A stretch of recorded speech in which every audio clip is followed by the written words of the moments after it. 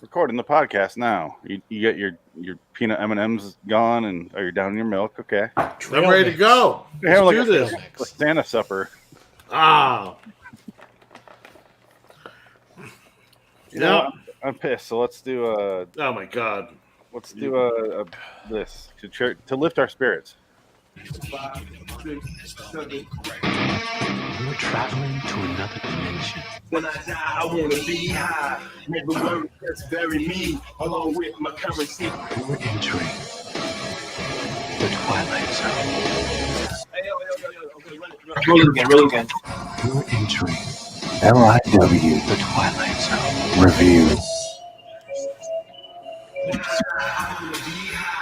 Hello, citizens. Welcome to LIW The Twilight Zone review episode 235, NightGallery 212. See Quoth the Raven. I'm Quoth the Phoenix. I am Quoth Jack Laird, Quoth Groovinator, Quoth Adam Wilcox. Ticket. Frank's here, but of course he's late. Frank's got no headed care on him. Oh, I got to put the hat on. I put the hat on. Yes, podcasting hat on. That's right. He gets paid for that hat. I'm looking up. At least. You what? I can't hear any of you. But you all look sexy. No. Let's not go crazy. Jack Laird. The Raycons there, Adam? The what? Oh, you got some new headphones, or your ears bleeding? He wants to talk about headphones. All right. So Jack Laird is dead. I looked it up. Oh, goddamn right, he's dead. He died in 1991. Before we could get him. He was a producer on the show, and apparently they just gave him carte blanche to do whatever the fuck he wanted. Well, that's what I saw. I noticed he's one of the producers, and I figured that's why he does this shit. And he gets away with it. It's fucking pathetic. It's just like, and it's the same opening shot as the last one. Shot. Oh my god! That's honestly my biggest gripe is the fact that they had to recycle the same fucking shot. And it's a castle. What does a castle have to do with Edgar Allan Poe? I think it's like the production logo for Jack Laird. It must be. Is that what it is? Okay. It made sense. I think it just happened to make sense in the one we just watched last week. Because we're just assuming it's establishing shot, but it's obviously not, because Edgar Allan Poe didn't live in a castle. he didn't live in a lighthouse, okay? He lived in downtown Baltimore. Is Jack Laird's company's name Unfunny Minutes? 2-minute shit turds. Yeah, I mean, you gotta be fucking kidding me. This is like I hope there's not a trilogy of this. I got a feeling there is, because he directed 6 episodes. My Christ. Where's this asshole on here? Okay, he wrote 16 episodes. Some of these are full episodes, so imagine 30 solid minutes of that amazing Jack Laird charm. Hard at work. And Jack Laird sounds like a producer from the 70s too. That sounds like a producer's name. Yeah, it does. I don't think we're going to see a documentary about him like we did with Bob Evans. Unless he died of a drug overdose and he fucked 12-year-old girls. No. But so far, he's 2 for 2 for these little shorts, because Christ, he is hilarious. Oh, Frankie done. Sorry about that. My original headphones died. Forgot to charge them. Sorry. I thought it was on the wireless, but I can't do it. I just can't. I'm trying for the first time. I'm doing wireless just to see how I like it. So far, I fucking love these things. Yeah. It just looks like you have that earwig from Star Trek II, the Wrath of Khan, coming out of your head. I can't do it. What brand are they, Adam? Samsung Galaxy Buds. Nice. So they work pretty good then, huh? I tried the Plus, and then I didn't like those, and I exchanged them for the Lives. These kind of sit. They don't go in your ear. They just kind of sit in your earlobe. And I don't like fucking AirPods, so this was my most obvious. Yeah, I need to get better headphones. I don't like these are cheap $20 headphones. I need to get better ones. I'm just tired of the cans, and it's getting warmer out here, and I thought and see if I like it. Yeah, cans. I got bad news, Dick. you asked if this is a trilogy, and there's another one he did called A Midnight Visit to the Neighborhood Blood Bank that we're doing in a few weeks. I've seen that one. I can already tell what it is. So he's only done 3 of them? No, he did a bunch, but there's 3 that I know of. So we did 2 of them. But So there is, a trilogy of 60-second shorts. Yeah, and then he did some like full episodes after that. But Wow. All right, I'll be the asshole and get it out of the way so that you guys can make fun of me for the rest of it. I didn't hate this one as much as the last one. Oh, I agree. I don't hate it as much as the last one. At least this one, I got the joke. Yeah. Okay, maybe because I'm a big Edgar Allan Poe fan. My biggest gripe is the recycled shot and whoever that fucking Gabe Kaplan motherfucker that they used to play Edgar Allan Poe. He's supposed to be an anemic little skinny fucker, you know? This was the most ethnic-looking Edgar Allan Poe I've ever seen. He's the worst Edgar Allan Poe ever. No, they did Edgar Allan Poe at the end of his life, and he got all bloated. No, like in the coffin end of his life. Yeah, like found in the gutter. Is that when he wrote The Raven? Like towards the end of his life, or I didn't know. He wasn't bloated by then, but he bloated up quick. He was like Jim Morrison, just blew up and died. Maybe you can be the new Poe toaster there. Otherwise, I kind of got the joke, and I had a little bit of a chuckle. So this one didn't piss me off as much as the last one did. So. No, I would agree. I'm just trying to figure out if this was like a mandate, like they thought that the show was too scary, and they had to end on a joke to just have people leave with a uplifting ending. Because we were always joking about how they used to do that on Friday the 13th, the series.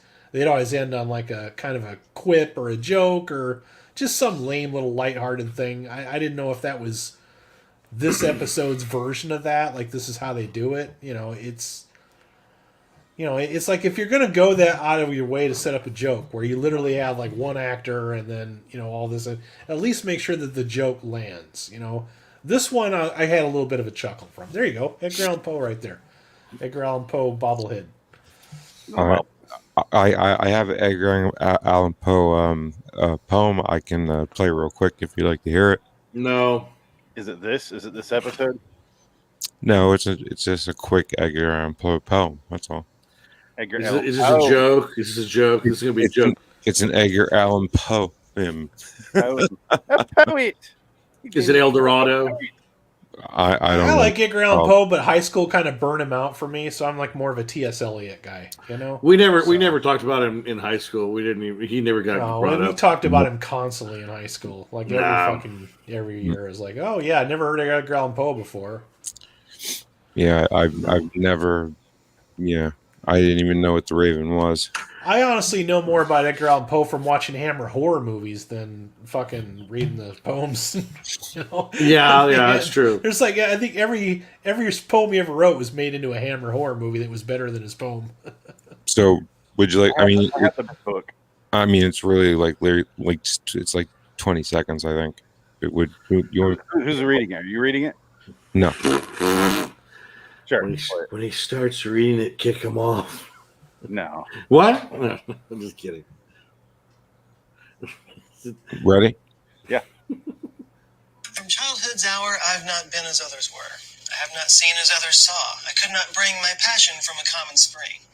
From the same source I have not taken my sorrow. I could not awaken my heart to joy at the same tone, and all that I loved alone. This Eleanor. My childhood, in the dawn of a most stormy life, was drawn from every depth of good and ill, the mystery which binds me still. From the torrent of the fountain, from the red cliff of the mountain, from the sun which round me rolled in its autumn tint of gold, from the lightning in the sky as it passed me flying by, from the thunder and the storm and the cloud that took the form, when the rest of heaven was blue, of a demon. The demon in my view. I know that poem. I like how he was considered like edgy back in the day. It's like how we look at Marilyn Manson nowadays. We're like, yeah, I was thinking that. Charming. Rob Zombie. Now. But Edgar Allan Poe never had a mouth machine on his mouth going, bit of a big bow. No, did you hear? I mean, have you ever heard of the Poe toaster? You can't smell the forest. You can't see the forest from your trees, and you can't smell your own shit on your knee. On your knees. Turns out you can. I tried it. No, I haven't. I think you can. That's probably his best song because I'm not a big Marilyn Manson fan, but I like that song. That song. I think "Dope Show" is Yeah, more prevalent. Okay. Well, it's just not a the big fan of meaning. him. Yeah. The meaning of the "Dope Show" is just like you're the star of the dope show. You know, it's like he's making a comment on drugs. Welcome to LIW Marilyn Manson. Let's talk about Twiggy's body. Today's up tourniquet. Yes. Love that song. No, I've Which never one heard was of that Poe one? Toaster, by the way. Yeah, what's the Poe Toaster? So the Poe Toaster on Edgar Allan Poe's birthday. Seconds or less. What? In 10 seconds or less. That's what he said. Moving on. Just repeating. Just some asshole that would come. He would read something. He would take a swig of whiskey or whatever, and then leave a shot on Poe's tombstone and walk away. He always had like a top hat. Oh, his toaster! I thought you were talking about like a toaster to make bread with, like toaster. That's what I was fucking thinking. That's what I thought. I wasn't thinking toaster like with drinks. Oops. I thought you were going to sell us something. Why on earth would I talk about a toaster? I have no idea. It is. I mean, it's by far the greatest invention of mankind. But It's true. It's like that, then penicillin, and then Two white dry pieces of toast, ma'am. Dry white toast. That's 4 fried chickens and a that's Coke. how we described our show for the longest time. 2 white Two. dried pieces of toast, and now it's 4. Yeah.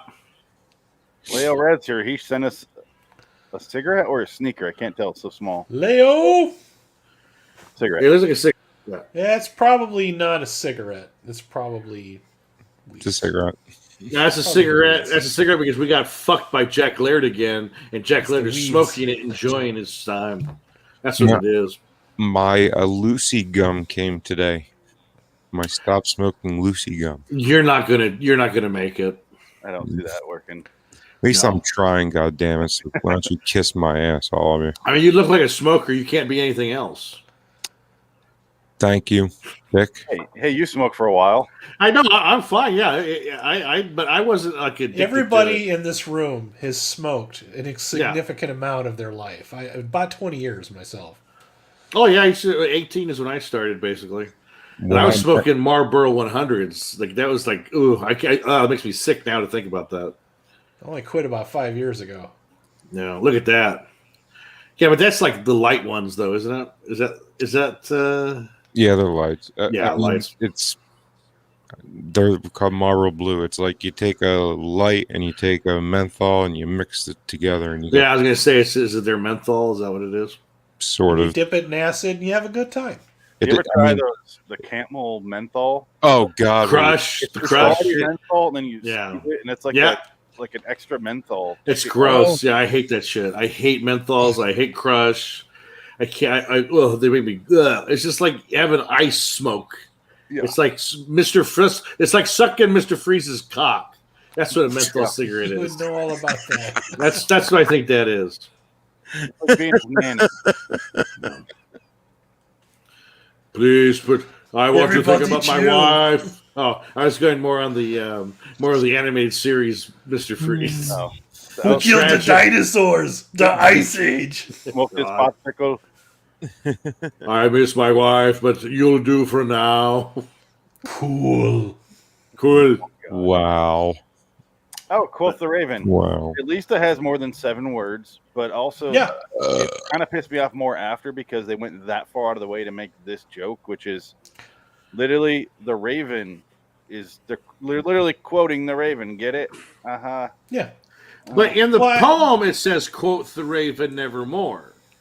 So it would have been funnier if the line was, "Quoth, quoth, quoth," and the raven says, "Nevermore, nevermore." Like that would have Okay. been a joke. IMDb question of the night. Was that Mel Blanc's voice? It has as to the be. Raven? It absolutely It is Mel sounds Blanc. like Mel Blanc. He did Absolutely. every voice for Yeah. everything the whole time he was alive. Absolutely Mel Blanc.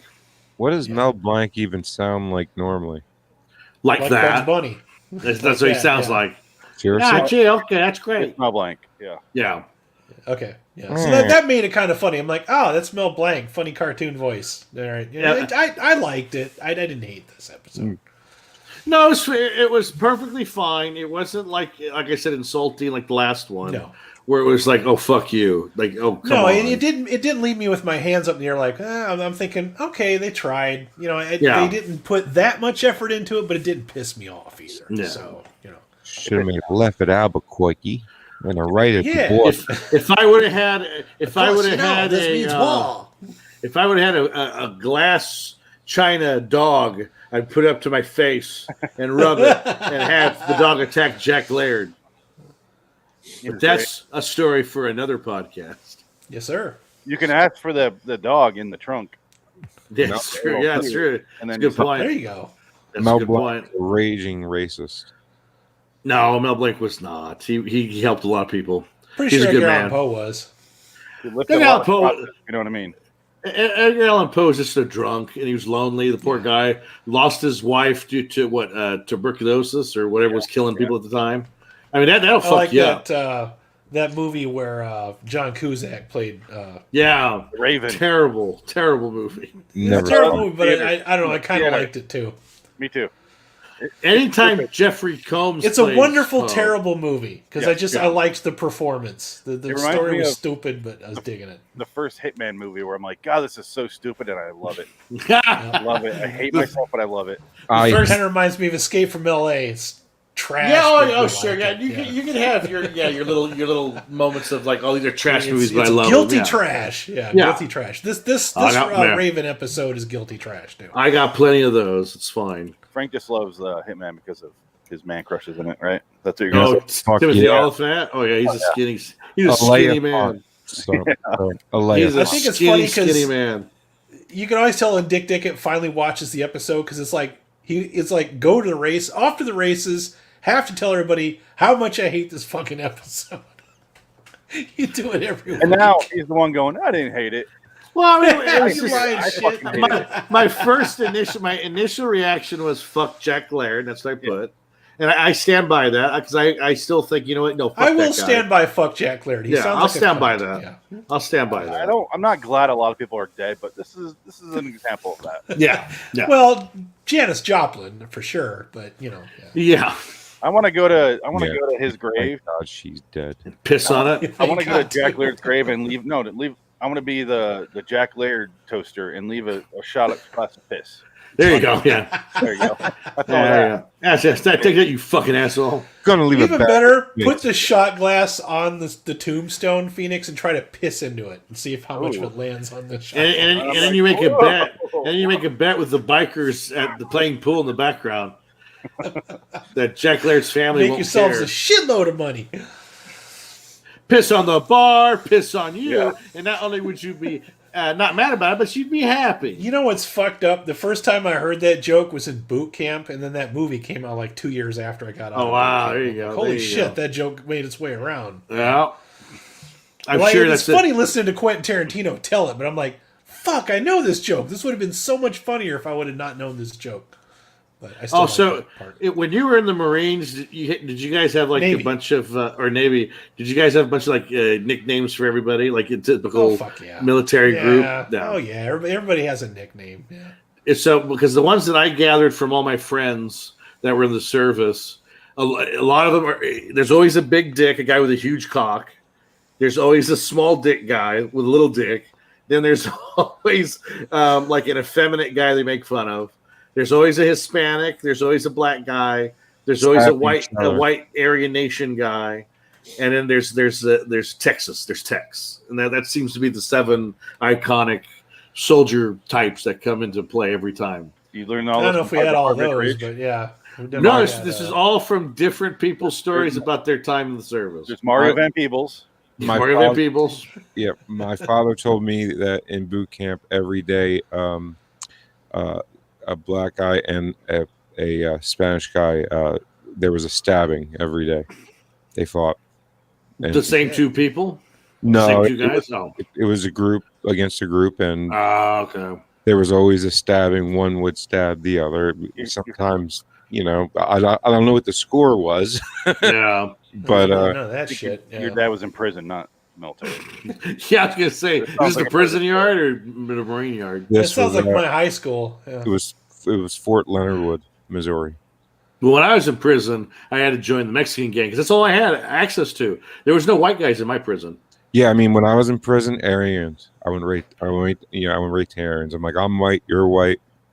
Rock. I couldn't do. They don't have the Aryans in on my prison. I mean, my cellmate, I let him brand me the first night. Yeah, with his dick. No, The well, fuck are we talking about? Prison. Some reason he's saying he was in prison. I don't know.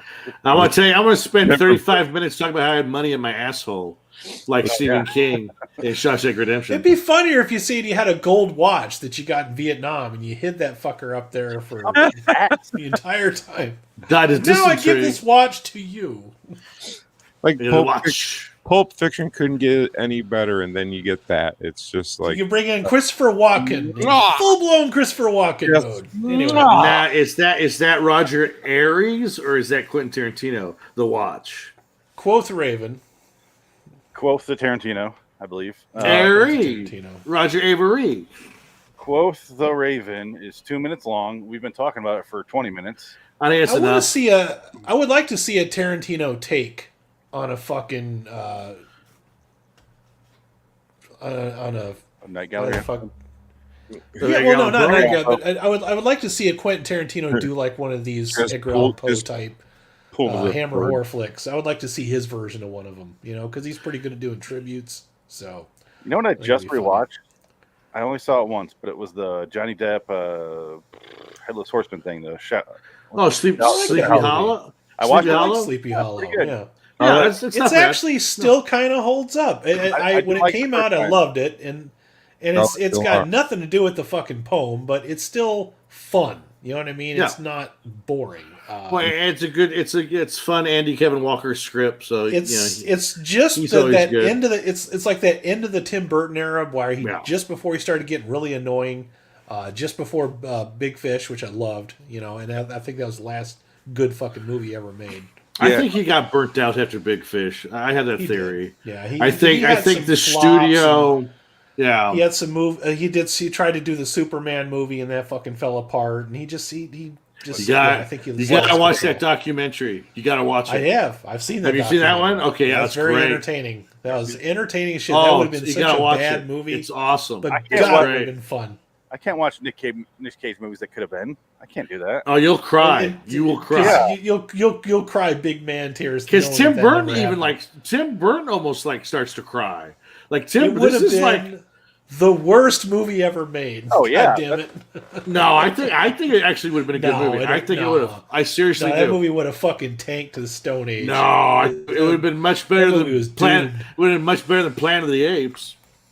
Would have been If more you audio interesting. people are than wondering Planet what of the Apes. fuck we're talking about, we're talking about the doomed Superman Lives or Superman Returns movie that Kevin Smith wrote that never fucking saw the light of day. Well, They he, backed out he, on it in he wrote the last first. He wrote the first draft, and then he was unceremoniously fired. That's because what was it? Kevin Peters is a fucking lunatic. Yeah. John Peters. Well, nobody likes John that's Peters. it, Yeah, nobody likes John Peters is like He John wants to make Peters. Beetlejuice goes to Hawaii. Christopher Nolan was the first guy to say, "I don't want that motherfucker on my set." Good He for comes. him, yeah. He comes nowhere near this ever. We get him off the set. No John Peters, no bat nipples. God damn it. No. Well, I love Kevin Smith's story of like, I want a giant spider in there. He's like sitting there in Wild Wild West, and giant spider shows up. If a giant he got fucking that- spider shows up. He got that spider in the Wild Wild West, and boy, that movie was fucking hot garbage. Woo! but the song was great. Wow, No, it wow, wasn't. man. No, it wasn't. Jim West Desperado. I also poor saw that Will in the Smith. theater. I'm in a vest. That's the wild I'm west. so I glad did- he turned down Fighter, the Matrix to do fucking Wild Wild West. Well, they God. paid him. They probably paid him $35 million to do Wild West. And he said, "I'm fine with the fate. I don't give a fuck." Will Smith, you know what Will Smith did? He didn't cry. He just went home and fucked Jada and some other guy because allegedly he's queer. No, I would have he's- fucked Jada back in the '90s. That's the story around town. Crazy Tunes. Yeah. All right. He's homosexual. Quoth the Raven. is Allegedly, quoth the Raven. hot fucking garbage. I hate Jack Laird. I hate. Yep.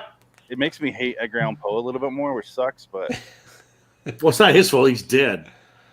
Yeah, well, you can only tarnish a legacy so much before I don't want to watch anything else. It's not like Edgar Allan Poe fucked 12-year-old girls and was in Star Trek: The Motion Picture. 8-year-old dude. 8-year-olds, dude. Or fucked 8-year-olds and then was in Sleepy Hollow. Oh, you get Jeffrey Jones. Jeffrey Jones, my friend. I hate it when Star Trek used to do that. They would just take like some historical figure and put him in the episode and like give him like a starring role. Like, I love this isn't that. the fucking actual character. Like, you know, I love like they that. did with Amelia Earhart, and I'm like, just stop it, fucking stop it already. They found her, by the way. Did you hear that? No. She working at Subway? No, they did. They really did. They find her head in somebody's like lap. No, they found her on some island. Yeah, they found her on that island where there's gigantic crabs. King Kong. Skull Island. Skull yeah. Island. I forget the name of the island, but it's where there's crabs, like literally the coconut crabs. The lobstrosities from the Dark Tower. The things are insanely huge. They're crazy, and Can you eat them? They ate Amelia Earhart. Did they eat her? How do you know they ate her if there's a body left over? They found her bones, and they found her freckle cream that she used. Hide that Irish. Well, it's an island nobody lives on. Like, you can't inhabit it, and why would there be freckle cream on it? It's a naturally occurring freckle cream. I've said it 1,000 times. I read about that. She was very self-conscious about her freckles. Yeah, because she was an ugly bitch. It's true. Jeffrey Jones? So talking about him? Yo, he's ugly too. God, an ugly man. You know who isn't ugly? Timothy Olyphant. Oh no, he's handsome as hell. Fuck yeah. He's so skinny though. He's the skinniest man next to David Tennant. Yo, yeah, him and what's his face and Mila, the chick from The Fifth Element, and they're Mia Jovovich, yeah, and they're in Hawaii. I forget the name of the movie. I love that movie. Oh, Turistas? No, that's Josh Duhamel. Oh, okay.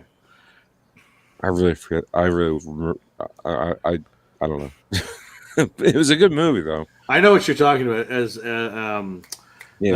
Rescue Zahn's in it. Steve Zahn's in it too. Yeah, exactly. Steve Zahn and Mila Jovovich is together. Yeah. Timothy Olyphant and this. All right, this happens every time. Let's get out of here. Scores out of 10. I'm gonna give it a 2 because fuck it. Frank. I'm going to give it a 3 because I couldn't care less. I really didn't care. I don't know anything about Edgar Allan Poe. I just don't care. You just said you knew the Poe toaster. I just know he exists because someone else, one of my favorite YouTubers, that was him doing the poem. Okay. Oh, okay. He didn't do a very good job because that was very bland reading. Dick. 4 for Mel Blanc. That's all I have to say. Adam. All right, I'll give it a 6 out of 10. Probably because I liked Edgar Allan Poe. I got the joke. I appreciated Mel Blanc, but I will take off points for reusing the same shot from last week. The fucking Gabe Kaplan, fat-looking motherfucker that they had playing Edgar Allan Poe. All right, and the fact that Jack Laird exists, and the fact that they think they have to do these little stupid shorts to end their weekly episodes because stretching of the time, so whatever. But it's not the worst one that I've saw. I at least got the joke, so I appreciated the teeny little bit of effort that went into that. That's about it. 6 out of 10. Yeah, I got the joke. I just didn't care. I mean, it's only 5 minutes long, so it's not like it ruined our lives, If you enjoyed it, all the better. Because other than that, these are torture. Fucking NightGallery is awful so far. I was watching a little bit of the episode that before it, like the end of it, the Renee Arbanois episode. I was like, I'm glad I didn't have to watch this. It goes green and it starts. I'm waiting to see a NightGallery where I'm like, okay, that was actually good. It hasn't happened yet, though. I like the movie. I think maybe that's why I'm so like. I just there's a movie. Well, the first episode was like a movie event. It was like a made for TV like movie. A pilot. Gotcha. Yeah, and it's like I think that was the one that Spielberg directed. Yeah. And it has the Roddy McDowell episode that opens up the show. And I like that one. That was pretty good. So I've always been a fan of the first show. And also they have the Nazi one at the end, which is a great episode. So Not they make the because it's a movie, Nazi.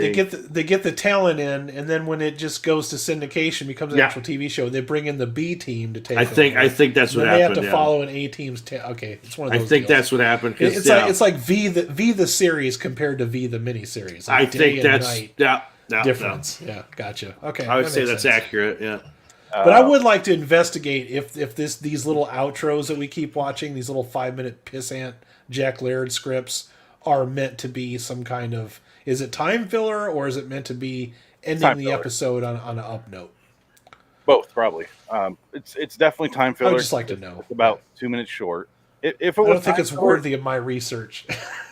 Well, the reason I could tell is because they have the credits are longer than the actual skit is. So it's just padded at the end. So it's 2 minutes in total, but it's only 40, 50 seconds for the actual episode. Well, it's just like when we watched the Twilight Zone 1980s with that short George R.R. Martin one about the time travelers.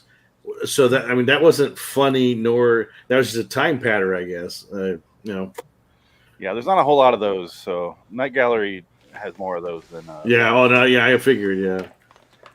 Anyway, next episode we're doing the trunk. So let's get out of here. Plugs LIWstudios.com. RedDragonTrader.com. This show. Okay, Adam. RaresLostFlix.com. All right, that's it. Until next time. In the meantime, I'm Phoenix West. I'm Frank Links. Take it good. Adam Wilcox. So long, citizens. Piss off, Jack Laird. What a dick. Burn in hell. What a dick. Bravo, fellas. It's kind of like we've been doing this for a while together, huh? Right Go on. figure. Nice breezy 30 minutes. Yeah, I got the Raycons, the wireless earbuds there, Adam. You know, they're pretty good. Samsung, right on. Yeah. So that's what they look like. They're square. Like little beans, man. Oh, I'm Just, sorry. I thought you pulled it out of your ear. Okay, that's you- yeah, I was They gonna literally say. look like little fucking coffee beans, but they Yeah. just sit in your ear canal. They don't actually go into your ear hole, which is kind of what I like about them. What do those run for? These were like, According to I think, podcast, 100, you 100 get your- 120. Oh, okay. Yeah, Or that was just that's how much the Raycons were. Yeah, but stimulus 120 money. or 130. Still cheaper than AirPods. Yeah, Did you get some stimulus money so you went shopping? something like that. I got a birthday coming up. Oh, there you go. Oh, that's right. Yeah, we got Life Force coming up. That's what I'm working on. Yeah. Now we're gonna watch that live together. Is that the idea? No, You okay, Frank? you'll No, we have can't to- watch it live. Okay. We will be watching it. We won't be showing it through the window. We'll be Okay. watching it in separate windows. Okay, so we'll just watch it. Okay, on Amazon. Amazon Prime. Yeah. As long as it's still there, it should. And it is the director's cut, right? Yeah. Okay. Yep. Boom! I did it, guys. Well, you put the episode online already? No, I changed the. Oh, remember to change the banner. Oh, you did your job. I like when it just says porn. Porn. Get people's attention. Porn. There it goes. Frank's Even the word getting in porn gets mode. them off. Porn. Starting the podcast. We are recording the podcast. You know, Frank, you can at least give us a little strip tease, a little dance before you just yank your shorts down like you're ready to go to town, or You gotta take me to dinner first, Frank. you know, get us in the mood. You know? Don't you see what's happening here? They're fattening us up so they can eat us. Oh, come on, You Lisa. don't believe me? Then just look at this book that I found. Humans, you have stopped eating. Lincoln, you big, stupid space creature. Nobody eats the Simpsons. Ordering in Wonderland, the Twilight Zone review. They thought we were going to eat them. Good God. Is this some kind of joke? No, they're serious. Hello, citizens. Welcome to LIW The Twilight Zone review, episode 236 for 1985 Twilight Zone 302 The Trunk. I'm Phoenix West. I'm Frank Links. Dig it. Adam Wilcox. Hi, guys. Hi. It's been a while. How you guys doing? Been a while. Junk and stuff. Jack Laird's dead. That's You- good. You drunk? He's still dead. I checked. I made just to make sure. Yeah, still dead. Nice background, Adam.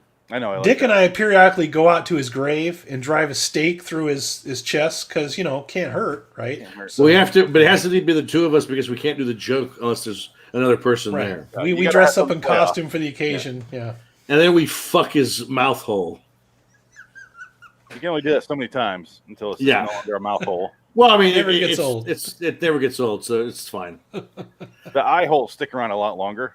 So This yeah. is true, but Yeah. we're trying to make a point. and you can do it at the same time. That's true. Touching tips in the It's a- inside of the skull. Yeah. It's good bonding exercise. Yeah. Gets us Anyway, ready for the this is how this podcast. podcast is starting apparently. So welcome.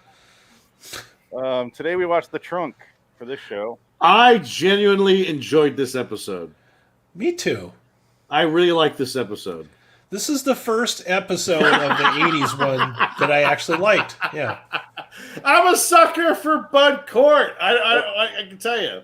He's It best has a good in story. coma. Yeah. He's best in a coma and Dogma. Leave him there. He was awful.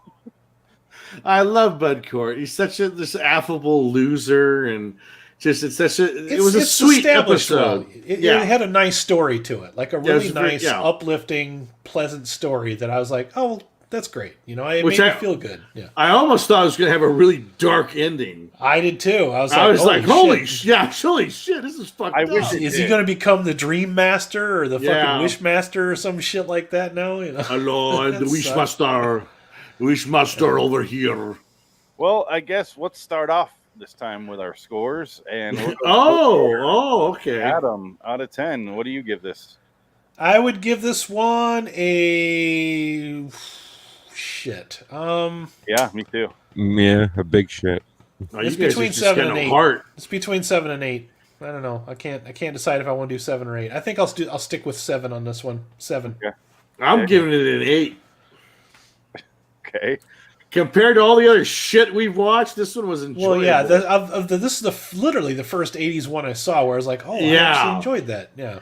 This is the first didn't quality 80s anthology series episode Well, I've ever did we seen. just go in with such lowered standards that we were Yes. just shocked that one of them we just didn't hate it all of a Oh, sudden? yeah, Is that what it absolutely. was? Yeah, that's what it was. Frank, Well, it did a 5.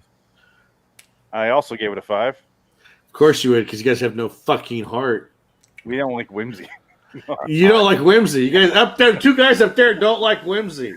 And this No, is true. The episode, I liked it, except the execution of it, if that makes sense. I like the idea of it. I thought it was an adorable character. I honestly do think Bud Cort is good in it. I hated every single other character in this. I thought they're all terrible actors, and I it all agree. ruined it for me. And I it agree. took me out Yeah. of it. They had like Back to the Future 2 villains. No, you know what they remind me of? They remind me of the bad I guys was from also Laverne and Shirley. Yeah, it was Twiggy and Stanley. Very, Yeah. very. Those yeah. guys from Laverne and Shirley. Yeah, Yeah, it was those no, guys. very much like that. Right, yeah. right down to the fucking hairstyle. Yeah. Yeah. I hated them. Oh, I agree. Absolutely, 100%. And I've seen it's the exact same thing as the monkey's paw or the genie in a bottle. It's the same fucking Oh thing. yeah, yeah. And- Very simple. Very simple. But without a bad ending, though. It actually had a good Well, this is what I like about it. This is the first time that's an affable guy who's not after anything. He's just a normal guy. He's just, you know what? I'd just like to be, they're just things. I don't care. Have it. Here, take this. Have it. He just, what about your TV? Take it. I don't care. Like, well, your stereo. Sure, take that. I don't care. It's like, Yeah. and he's such an idiot. Like, he's an idiot. Yeah. Because look at how he dresses. Like, that's what he wishes for is that outfit. It looks like Jim Carrey from Dumb and Dumber. Like, he's an idiot. yeah. But, like, he's an affable dope, and that's what I kind of liked about it. It's just kind of goofy. He has a big heart. Yeah. Yeah. And in Candy's a whore. I didn't know if he had a big heart or if he just went, yeah, take the TV. I got a wish box in here. I'll get a bigger one. Well, I think that had something to do with it. Yeah. Yeah, that's what it has something to do with it. I But he hate was it. like that before, though. When Candy comes up to him in the beginning, she's like, hey. Yeah. Like, oh, something's up. And she's a whore. And he's like, no, I don't really trust you because you a whore. Yeah. No, I'm really into you. Fine. And then she walks away and she's like, oh. And then it was a joke, and they're all like, they show the fucking RoboCop punks, and they're like, ha! And I was like, oh, That's an insult to RoboCop. Do you think you besmirch RoboCop? Do you think these were the RoboCop punks that got shot in the balls when they tried to rape that woman? Those guys, yeah, it's those guys. Because I'm not going to say this was Clarence Boddicker and his gang. That's Oh, God, an insult to no. those fucking. Yeah, those guys no are way. great. Yeah. I'm not gonna fuck with you, Sal. Guns, guns, guns! Come on, Sal. Tigers playing tonight. Never miss a game. Classic. yeah, it's and then it goes from there to he's cleaning out this apartment, and he's going around and he's knocking on the doors and being like, checkout's noon. I thought they were apartments, but they appear to be like Well, He's in a 1 hour fuck motel as well. Well, because there's that one character that lives there, and he says, "Don't you hate the fact that people spend like an hour here and you got to hear that?" And she says, I have no choice because I'm poor. This is the 1 hour herpy hotel that he's big time. Yeah. he needs to go in with a power washer and then. Well, absolutely. Ugh. Can you imagine that trunk must have smelt like fucking ass and titties? Probably where the Gimp lived in '85. Absolutely. Shows up in '94. Cardi B's trunk. What? WAP. Oh. Wet ass trunk. Oh shit! Yeah, wet ass trunk. God, I hate her. Gonna get all wet with my wet ass trunk. She is so annoying.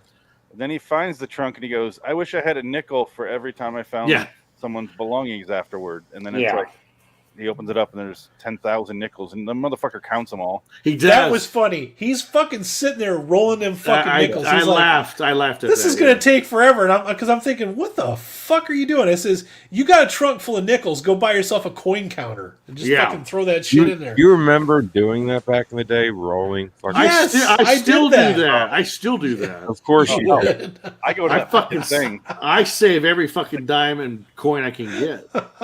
Yeah, I do too, but periodically I'll take that down to the coin star or whatever. Well, no, yeah, true. Yeah. Yeah, I've done that. Yeah. You dump it into the coin. Yeah. They take 8%. Now they take like 10%. So yeah, it's like 10 cents per dollar. Yeah, fuck them. They could take 50%. I'm still fucking doing it. I'm not rolling. Because the banks won't take your fucking coins, so you're stuck. Mine with that does. shit. I've never had a problem with the bank.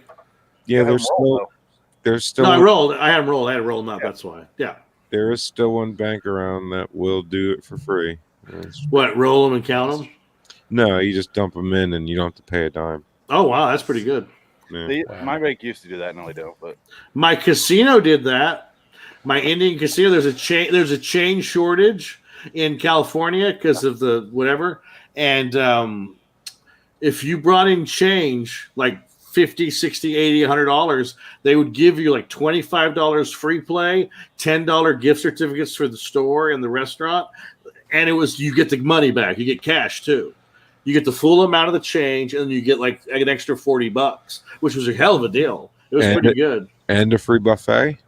Well, I mean, you get like $10 at the restaurant or the hotel, it's okay. It's mediocre. What I cannot stand about Indian casinos is the booze is not free while you're gambling. I don't understand. Well, because it's state. Well, I think it's a state thing. Yeah, depends on the state. Because in Louisiana, when I was there, in Mississippi, free beer. And now I was going to say, I've been to casinos in Mississippi, free booze while you gamble. Free booze. Same in Vegas, free booze while you gamble. Vegas, free booze. Like California, no, you got to pay for. You get free water and soda, but and like coffee, but you got to pay for beer or booze or whatever. I'm literally. I live 40 minutes from Atlantic City, so. Oh shit, Frank! Let's go. Come on, Frank. Take me around. Show me around town. No. Show me how the Steve Buscemi Boardwalk Empire. I'll get my picture taken where Steve Buscemi gets shot. Where they hung the black dude. Nucky Thompson. You park in the parking lot. You go into the casino. If you win, you do not leave, or if you do, you make sure security escorts you because there are people watching your ass win money because they're going to beat the shit out of you in the parking lot. I ain't leaving until I get my free pancake breakfast. Goddamn! I saw Rounders. He's gonna smash your fingers and eat some Oreos. AC's a fucking war zone. Thanks, Trump. What? No. No, I'm just saying, like, me and my grandfather were sitting, Taj Mahal. the Taj. There was the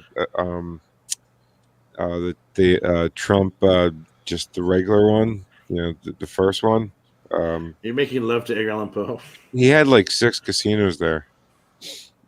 And the first time I ever went, I spent 11 hours at a blackjack table. I won so much money and then lost so much money. It was insane.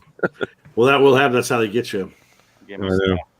But there you go. Damn. But and that day, I found out how horrible salmonella poisoning is, and how really good at blackjack I am. Well, you lost. You said you won, but you lost. Yeah, but I was there. Blackjack's fun though, man. I was there for 11 hours because I went up to $5,000 like 4 different times. It went down and up to $5,000 and down and up and down and up. Well, you missed your call. And you should have been a professional gambler. You like literally when your life's not horrible enough.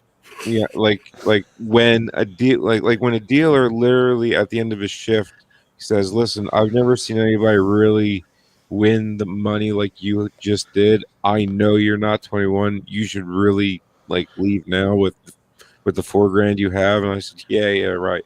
And then your wife checks under the sock drawer where you have the wad of cash and it's gone because you lost it in gambling. Psychological fucking warfare. Dude, not only did I lose every dime that I won, I lost my entire paycheck, and we were going to Aruba in 4 days.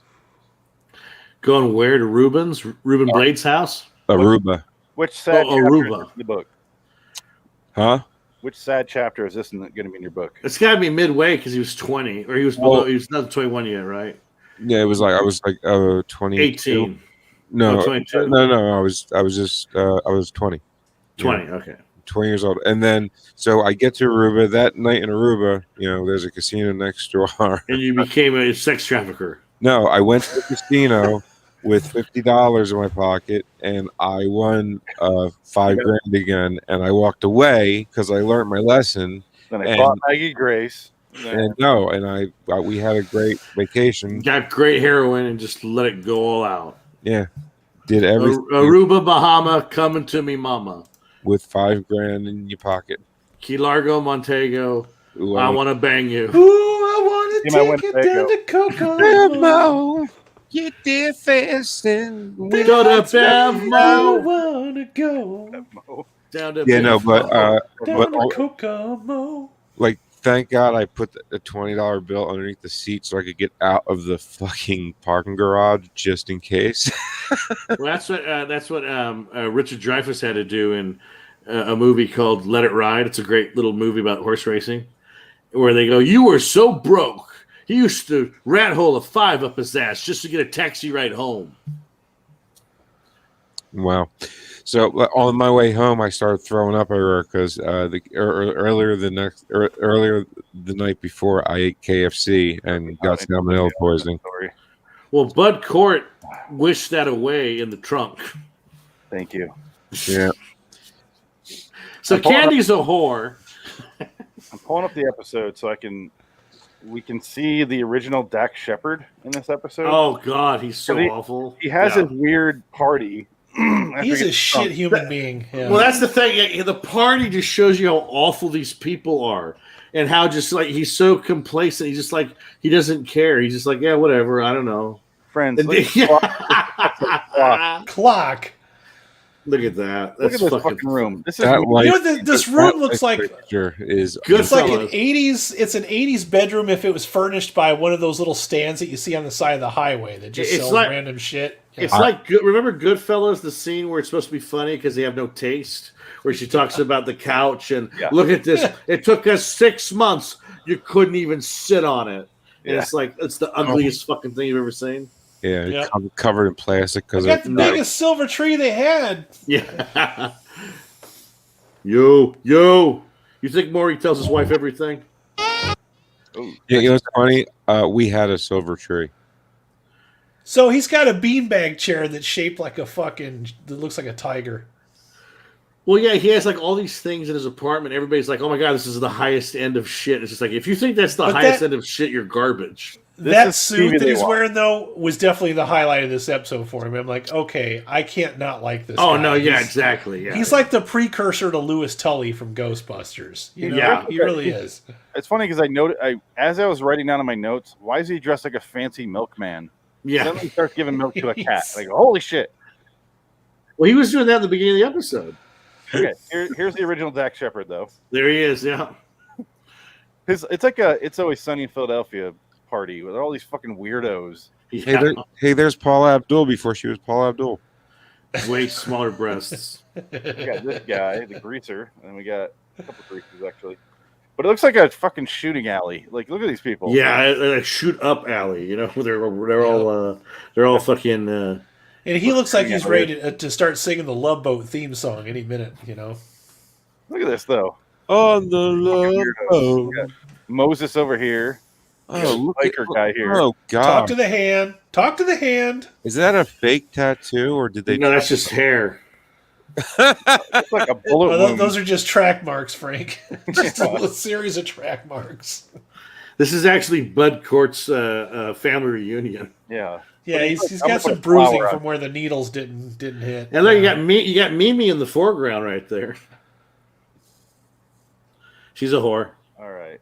This is where she announces that we should be together, and by that I mean you should get me an apartment. And Yeah, she's a fucking bitch. I'll let you buy me stuff. Yeah. Yeah, she's a whore. Literally. And poor Bud Cort just Gold looks at her. digging whore. You got Flea here with a Danny tattoo. Yeah. I love Flea. Him and his sock cock. I liked Flea in Back to the Future 3. Fuck yeah, he was awesome. See, well, the problem I had with this episode, the bad guys don't get their comeuppance. And I thought that was going to happen. Yeah, I thought maybe something was going to happen with that. And I thought that also that they were going to do something with the lady he kept talking to in the hall. And that just kind of like didn't really pan out to anything. But I still liked the story. And I liked this guy that was playing, what's this guy's name again? Bud Cort. Bud Cort. That's the actor's name, right? Yes, he was in Harold and Maude. I should have taken notes, but I didn't. The Psycho TV show, the original. Okay. Oh, is he? And he's in a lot of Wes Anderson movies. But he's good in this. This is one I wrote. He looks like a fancy milkman. He's like a milk outfit and then a cummerbund. And you guys are right, because sadly he's the only one trying in this episode. The rest of the characters are so generic and cookie cutter that you instantly forget who they are. They're paper mache cutouts of characters. But what was your 80s? It's insane. It's an 80s TV show. What was your first instinct though? Anybody with the ending? Did you think that he was going to wish, like, oh, I wish for these guys to go away and like something would come out of the trunk and eat them? I was waiting for something bad to happen to him because I'm thinking because Phoenix mentioned monkey's paw, something like that. I'm like, okay, these Twilight Zones where they're having wishes and doing shit with genies never end well. Never ever end well. Genie in a bottle. I'm Hitler. I'm Hitler. That one, especially that one. Yeah, but this one, after he lets everyone have everything in his apartment, he's like, yeah, have it, whatever, bye, and they all leave, and then he feeds the cat, and then the three punks break in with the whore, and then they try to get whatever he has. The one of them watched him go upstairs to get the champagne out of the trunk, and I was like, are they going to go up there? Because I thought they're going to have a scene with this guy goes up to the trunk and then finds it, and it's just like, I wish this trunk, and like, how's he going to know what it is? But luckily they cut around that, and then they chase him up there. And sadly, that shot right there is probably the closest to being different or unique on shooting an episode this show has done yet. Great. There are a couple of shots that were okay. Yeah. They chase him upstairs, and he gets in the trunk and leaves. And then they open it up, and he's not there. And they're like, all right, well, bye. And they all leave because they hear the cop sirens. But this guy that I just showed, the flea guy, is just like, where'd he go, though? And I was like, if this guy figures out what this trunk is, I'm gonna be pissed. But luckily he didn't. Yeah, I almost thought that was going to happen too, and I was just like, oh no, I want him to get away with this. Yeah, but sorry, Frank, go. No, I'd rather talk about how great of a bassist Flea really is, and like what he's like, why people don't talk about like how great of a musician that man really is. Because nobody likes that band. I like that band. Unfortunately, no, and they have like probably one of the greatest bassists and guitarists that ever lived on it too. Who, But- Flea? Yeah, Flea and John Frusciante. Frusciante, yeah, Will Ferrell. No, for sure. I like their cover of Roller Coaster of Love. Unfortunately, Anthony Kiedis brings the band really down. Hold on, I love lyrics where I either can't understand them or they're nonsense. Exactly. Make it. California, California. They're the geography band. They talk about different states and cities, but I love that. It's like They don't even talk about different states. They just talk about California. That's it. California and California. No, Californication. Ton of cities and the Most of California. Well, like that Tupac big puffy song, California. Oh, I got a sister making babies with a Black and Decker finger. That's his lyric, and I'm like, oh, this is like Beck nonsense garbage. Well, just like a Radiohead song. Yeah, but to be fair, Beck is like infinitely way more talented than the Chili Peppers. No time to party. I gotta give Beck credit for that song, Deborah. That's all, because that's a funny song. Beck is amazingly talented. Yeah. Beck's good, but I love it. Deborah in the city of Compton. I want to take you to a fancy restaurant in Glendale. That's funny shit. We keep it rocking. Let me tell you about a story, but a man named Jed, a fool pioneer. They're about wow, whips. So okay, the show ends with Bud Cort. We're done with rapping. Okay. Bud Cort. So where this show takes a twist. The end of the episode, when he gets in the trunk, he says, "I wish to hide in the trunk" or whatever, and he's stuck in the trunk, and he can't get out. I have a problem with that. Well, I would think. So does that mean that Bud Cort is in that trunk for a decade or 20 years, where the trunk is like floating around different places before that woman gets it? And my other problem is, yes, maybe, but he never went, I wish I was out of the trunk. Never thought. Yeah, I thought that. Yeah, I was thinking that too. But I think the trunk fucking knew the script. So the trunk was like, no. It'll be worth it. Trust me, man. Be patient. I got some nice prime ass coming your way. In a frumpy, dumpy 80s girl. I thought it changed to a different episode, to a short. Because it was like a different woman walking in, and she's moving in. I go, whoa. Until you saw the trunk. I go, I should tell the guys. Oh, never mind. And then she's like, I'm not the only girl that got cheated on and fucked over and blah, blah, blah. And that's then exactly what she says. Yeah. But I would have been more pissed had he not come out of the trunk and he would have just been forgotten about. Because the message is that he really never thought about himself. All he did was think about other people and other ways he could try to gain friendship, and by doing so he literally became somebody else's wish. Like he deserved better, and he became somebody else's wish, and he kind of gave him what he wanted. Yeah, what he probably never would have got, and also what somebody else wanted. So it's like a sweet episode. Yeah, it's a sweet episode. It's a very sweet episode. I liked it. Yeah. I was starting to get hung up on that why the fuck is he in this trunk and why can't he get out? I'm confused. Right. But when that happened, I'm like, oh, I get it. He became a wish. So had it ended on that note, had it ended there, I would have been more pissed off. But had it ended and he's trapped in the it's like a whoa ending, but then you realize he wish himself out. It doesn't make any sense. But I was expecting it to just end with him not getting out of the trunk. I'm like, well, here's a typical fucking bad Twilight Zone episode. That sucks. Seen a lot of recently. So. I'm glad they did something else. Yeah. It did make me think about that MI6 guy over in England that they found zipped up in a trunk. Well, it wasn't a trunk. It was a very large red trunk bag that you would travel with, but it was locked. Like the zippers were locked, but the key to the lock was in the trunk with the guy. And I was thinking to myself, that was a TV show. No, this is real life. But I'm thinking to myself, I wonder while he was probably either dead or dying in the bag, right in the bag in the shower. Did he ever see this episode and wonder, shit, now I really know what it's like to be in the trunk? I wish. No, because the Twilight Zone didn't air in England until like probably after it already aired in America. And you think he was waiting for a girl to open it up so he could fuck her? And don't forget, the founder of Earth Day murdered his girlfriend and put her in a trunk too. Let's not forget that. We should never forget that. The founder of Earth Day is a fucking murderer. Yeah, that's a true story. He's a fucking evil man. Yep. And yet we celebrate Earth Day every fucking day because this is idiot. We don't celebrate him. We celebrate Earth Day. Yeah. No, it don't matter. Don't count. Well, Sorry. Well, the man that started Arbor Day, he was. Don't celebrate Arbor Day. No, if fuck trees, I cut them all down. I say. And I don't wear white after Labor Day. Mystery Science Theater taught me that. No, they drilled that into my head. Yeah. Kathleen Turner told me that. Oh God! She kills remember Serial Mom? Oh yeah. She kills the ladies like, don't wear white after Earth Day or after Labor Day.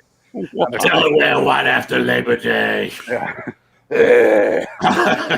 I'm Kathleen Turner. I might disagree with the fact that I'm female, but my vagina is gonna disagree with you. If you want to see what Kathleen Turner sounds looks like today, watch Disney Plus, the show on Disney Plus where they talk about props from Disney movies. It's a Roger Rabbit episode, and he brings Jessica Rabbit to her to sign like this big animated cell or something. And she's like, "Oh my God, I can't believe you have this!" And it's like, "Oh my God!" I just thought I've got never worse talked to her before. Well, Frank, You almost sound like one of those tracheotomy patients. Like, there she is. this is what Rachel Ray is turning into, by the way. Yes, Oh absolutely. my God, is that Rachel Ray? Yes. No, it's Kathleen Turner, and then now. Oh my God, not as bad. Hey, Because I love Rachel Ray. look up Kelly McGillis. Do Kelly McGillis. yeah, she looks like she. Kelly McGillis is way worse. I mean, big time. Rachel Ray, yeah, look at that. Oh my God, compare and contrast. Oh my God, Makes Rachel look hot. she needs to stop eating what she makes. Now she's lifting too many Emmys. She's got big arms. Holy shit, her arms are huge. Lifting Kelly Emmys. McGillis. That's a pretty Kelly McGillis picture. Take my breath away. Now, there's heart disease. Look at that. Oh, what an ugly, ugly woman. What the fuck happened to her? Oh, what's her name? She's in a great movie. If you want to see her les out in a great lesbian being seen, I think it's called Monkey's Mask. Well, watch that movie. Lesbians do nothing for me. Well, I'm just stating. I'm just Grace movie Jones that she frightens does. me. I'm not attracted to women who can body slam me backwards. Slave to the rhythm. She was in Adam, Boston. same way. I don't want to fuck them up. Pete likes them that way. I'm not attracted to that. I don't like muscly women. Fanatic. I do not like muscular women. Who? Is Grace Jones?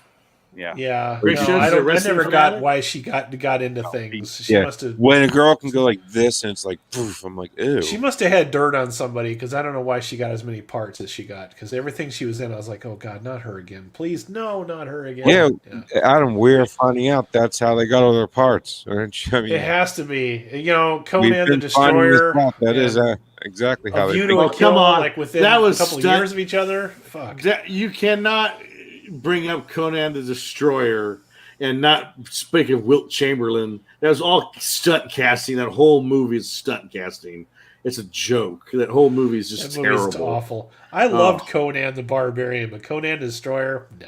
And then Red Sonja, even worse. I rewatched Red Sonja. I could do without both of those. Red Sonja is 5 million times worse than Conan the Destroyer. I mean, it is bad. It is bad. like I Roger have Corman never bad, watched or that movie. Why? It's on Amazon Prime. Watch Red Sonja. It's fucking terrible. No, I've never watched Conan the Barbarian. Well, Conan the Barbarian is actually not a bad movie. This is always my argument when it comes up. Like, why don't you like fantasy? And I say, because I grew up in the 80s where those fucking movies were out every single week. It was always the same shit. Bunch of guys run around in loincloths in a park somewhere. In the woods. For fucking 2 hours. You know, and then they would just change the sets around a little bit, put chain metal over the fucking loincloths, and then call it a Mad Max ripoff. It was the same shit over and over and over again. There were 55 of those movies out every year. You had Crawl. You had Crawl. You had Crawl actually had some production value to it. I'm not saying it's good, but at least it tried. I'm talking about like Warriors of the Lost World and shit like that, and fucking. What's another one? Well, actually, I like Deathstalker, but that's definitely in that category. Beastmaster. I love Waterworld. I don't know what everybody's talking about. That was 95. Waterworld's fine. Waterworld made money. Like everyone talks about Sorceress. I think I saw one once with what's the guy that choked himself? The guy that was in David Carradine. Carradine. Yeah, Carradine was in a couple of those. They were all absolutely, really bad. Yeah. With probably the paper chase guy. Everybody was trying to do Conan, and then everyone just came off as more disingenuous as the first one. So the paper chase guy, Robert McGinty. You, the paper chase guy. I watched the highlights of Escape the Bronx the other day. It was like a quick YouTube 8 minutes of all the best takes out of Escape from the Bronx. It was hilarious. But yeah, this episode didn't suck. I liked it. I thought it was gonna when he pops up at the end in the trunk. He's just like, "Hello." He raped her. Well, hello. I wish he would have been in his white. I wish he would have been in his white outfit. No, you know what would have been funny if he came out in the black outfit and he started doing that dance like fucking Peter Parker in Spider-Man 3. Oh yeah, like snapping his with finger. the fucking jazz music going on. It's gonna sound like this. Hair like this. That awful Emo hair, goddamn emo hair. Emo Spider-Man. What a time to be alive in 2007 when Spider-Man 3 came out. Remember in 2007 when that was like the worst thing that there was? That was literally the worst thing with Spider-Man 3. You look at that now, it's like this is high art compared to the shit that we're delivered on a daily basis now. I still don't agree. I think that's the worst. And it's bad, but it's not the worst. Well, I'm so happy. Way worse. I'm so happy my theater opened up this week. Oh yeah. I finally what the fuck's out though? I haven't seen movies for so long, Dick. I don't even know what's out anymore. There's 4 movies and 2 of them are on streaming right now that are free. Well, how many of them have Nicolas Cage in them? None, because he's direct. Okay. He's direct to Redbox. I'm gonna say I would have heard about it by now if he was. I told you. I think he lives in the Redbox. Oh yeah. The direct-to-video alumni: John Travolta, Bruce Willis, Halle Berry, Steven Seagal, and Nicolas Cage. Yeah. Yep. For some reason, Halle Berry is in that camp though. One time I looked and I was like 5 movies I've never heard of, all with Halle Berry in here. Oh yeah, the Oscar bug fucking killed her. Man. She's Cuba Gooding Jr. Hey, don't knock it though, because you say their careers are over. They get paid like $3 million a movie. They don't not like they're not making money. I'm not saying they're not making money, but their career's over. They're making money, but nobody respects them anymore. Yeah. Who gives a fuck? Who cares about respect when you got fucking they're millions they're of just dollars? Bruce Wilson that shit and showing up for a paycheck. Cares? And GTFO. Yeah, exactly. Yeah, but who fucking cares? Meryl Streep started getting paid a ton of money to do like donkey porn. I wouldn't say her career's not over. I think Meryl Streep sucks. Period. I don't like Meryl Streep. She sucks. Period. I want Meryl Streep to show up. She's a sicko. I want her to have an OnlyFans can't have account. anymore. That would make me happy. I don't want to watch it. I just want to know she has an OnlyFans. They sucked her. I want to see her reduced to that level. I can't stand her. Fuck her. Hello, yes, I'm Meryl. Hi. I've been watching the Nightmare on Elm Street movies. Oh my god! And I watched the second one, I believe, and the main the gayest. Looks exactly like Meryl Streep. That's the gayest horror movie ever made. Is.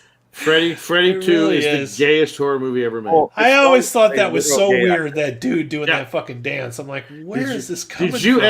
Did you ever see You'll Never Sleep Again? Popcorn. Did you ever watch that? Did you ever watch the documentary Never Sleep Again? No. Well, it's a 4-hour documentary about Nightmare on Elm Street. Yeah, 4 hours. It's a 4-hour documentary. It's great. It is great. Dude, I can't even get through the Justice League. I don't know if I can. No. But this is about behind the scenes stuff. It's great. What I'm realizing is every single sequel to Nightmare on Elm Street is fucking garbage. Except for 3. I've never seen any of them. 1, 3, and the New Nightmare are the only good ones. Yeah, the that's rest it. are fucking unwatchable. Yeah. Never seen. But they're not as bad as the sequels to Friday the 13th. I'll say that much. Like even the Well, those bad are- ones are still fun. You know? I don't understand the love for Friday the 13th. I don't understand people saying, "Oh, Jason Voorhees, he's the greatest cinematic monster." I'm like, you guys are you got to be like a real horror fan. Never actually, seen any of those, actually, either. actually, You could could put his mask on a rock. and Why do you have put those the glasses camera- so readily available? Oh yeah. He has to see. He can't see. These are my fucking actually glasses, Frank. Yeah. You know, it's a prop. You know, actually. Actually, it is. Well, actually, Actually, I just want to correct you, please. See, yeah, you All got right, it. good You man. got to have these at the ready, man. I like it. I like it. Point of order. Point of order. So the trunk. The trunk, junk in the trunk. I liked it. It was good. I enjoyed it. I was glad I watched The it. first good '80s Twilight Zone I've seen so far. So that It is gives by me far hope. the best. The best we've done. So far, Yeah. well, I don't know if it's the best, but it's so far it's good. Yeah. out of the 80s? So to this point, it's the best. Yeah. Yeah. I don't know. We haven't watched those, so I have to sit. I'm not speaking about those. Just the ones we've done. Well, I'm speaking about I like the next one that we're going to do better than this one. Oh, I disagree with you there. Yeah. Okay. Whatever. Okay. Not, I mean, not with animosity. I'm just saying. No, it was animosity. fine. It's always. I have animosity. no whimsy. Let's cut through the bullshit. Yeah, it's the anti-whimsy animosity. Oh, I love that. How does he come out of it clean shaven and everything? It's like, where'd you get the razor? Like, He got rid of the mullet pretty fast too. Yeah. you went in there looking like shit, sir. It's a magic trunk, Frank, and you're worried about his daily regimen of. It annoyed me. Okay. The trunk had to make him look appropriately handsome for Bud Court, and that's The not trunk- easy to do. He raped her after this. Okay. It's a box. with The a trunk lid. raped her. I think the trunk is the rapist here. I have a trunk like this at my mom's house, He turned into Billy Well, Zane and then raped her. Yeah. full of not magic, but it's full of like I call it my nostalgia box. It's got all my Oh. shit from my childhood. Well, there you go. shoved in Like there. what? Like what's in His there? fuck Like, books, I have his all my Playboys, Goosebumps, my Goosebumps books. fleshlights. Oh shit! You should sell those. Those are pretty good for How good many? money. Every Wait. single one of them. Because there's You like should- yeah, those could go for good 40 money. 47 of them, I think. Yeah, I got all of them. Yeah. Oh, It's sell all- I- It's all I his used old to, penthouses and fleshlights and you know. Oh, look at how much. I went to look eBay. What's Goosebumps going The for? Goosebumps books were awesome. Were Loved them. I still are. Yes. Yeah. Have you read one lately? hey, Fucking because of a nerds. Goosebumps book, I was able to predict the Sixth Sense because I'm like, oh, it's this ending.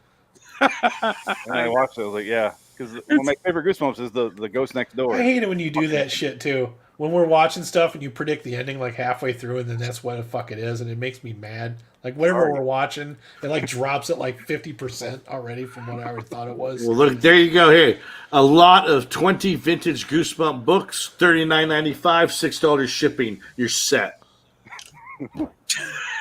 That's less than a Fucking quarter Dick of is like our what- own built-in deal dash. He's always Oh, trying to wait. sell us shit. Is it $39.95 for each one or all of them? Just all of them. How was It's a that? great bulk deal. They were like $5 when they or $3.95 when Yeah, they, I know. You're not going to get anything for them. Just burn them. They were That's why they're in a free. box. Yeah, I got them for free from I'm school. gonna pass them on to my don't give a shit children. They're like, Goosebumps is for faggots, Dad.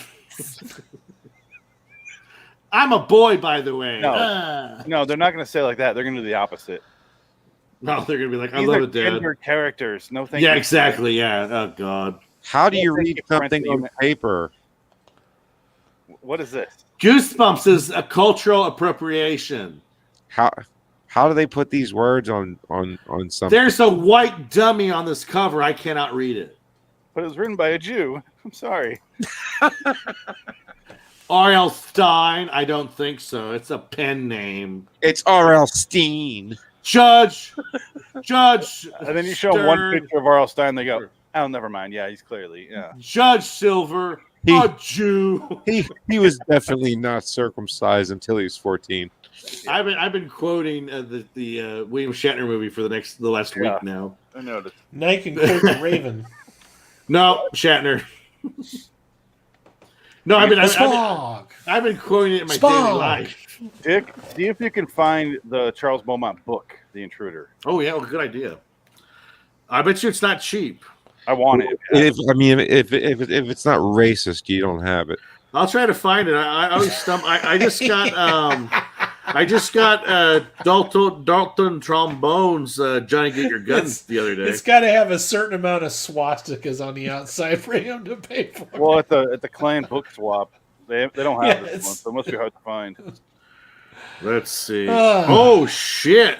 I mean, he just got the new edition of the Zombie Economist. Holy shit! Excuse me, ma'am. Is this book Aryan approved? If you want to buy the Intruder hardcover, like a newer one, it's $70. What about the paperback?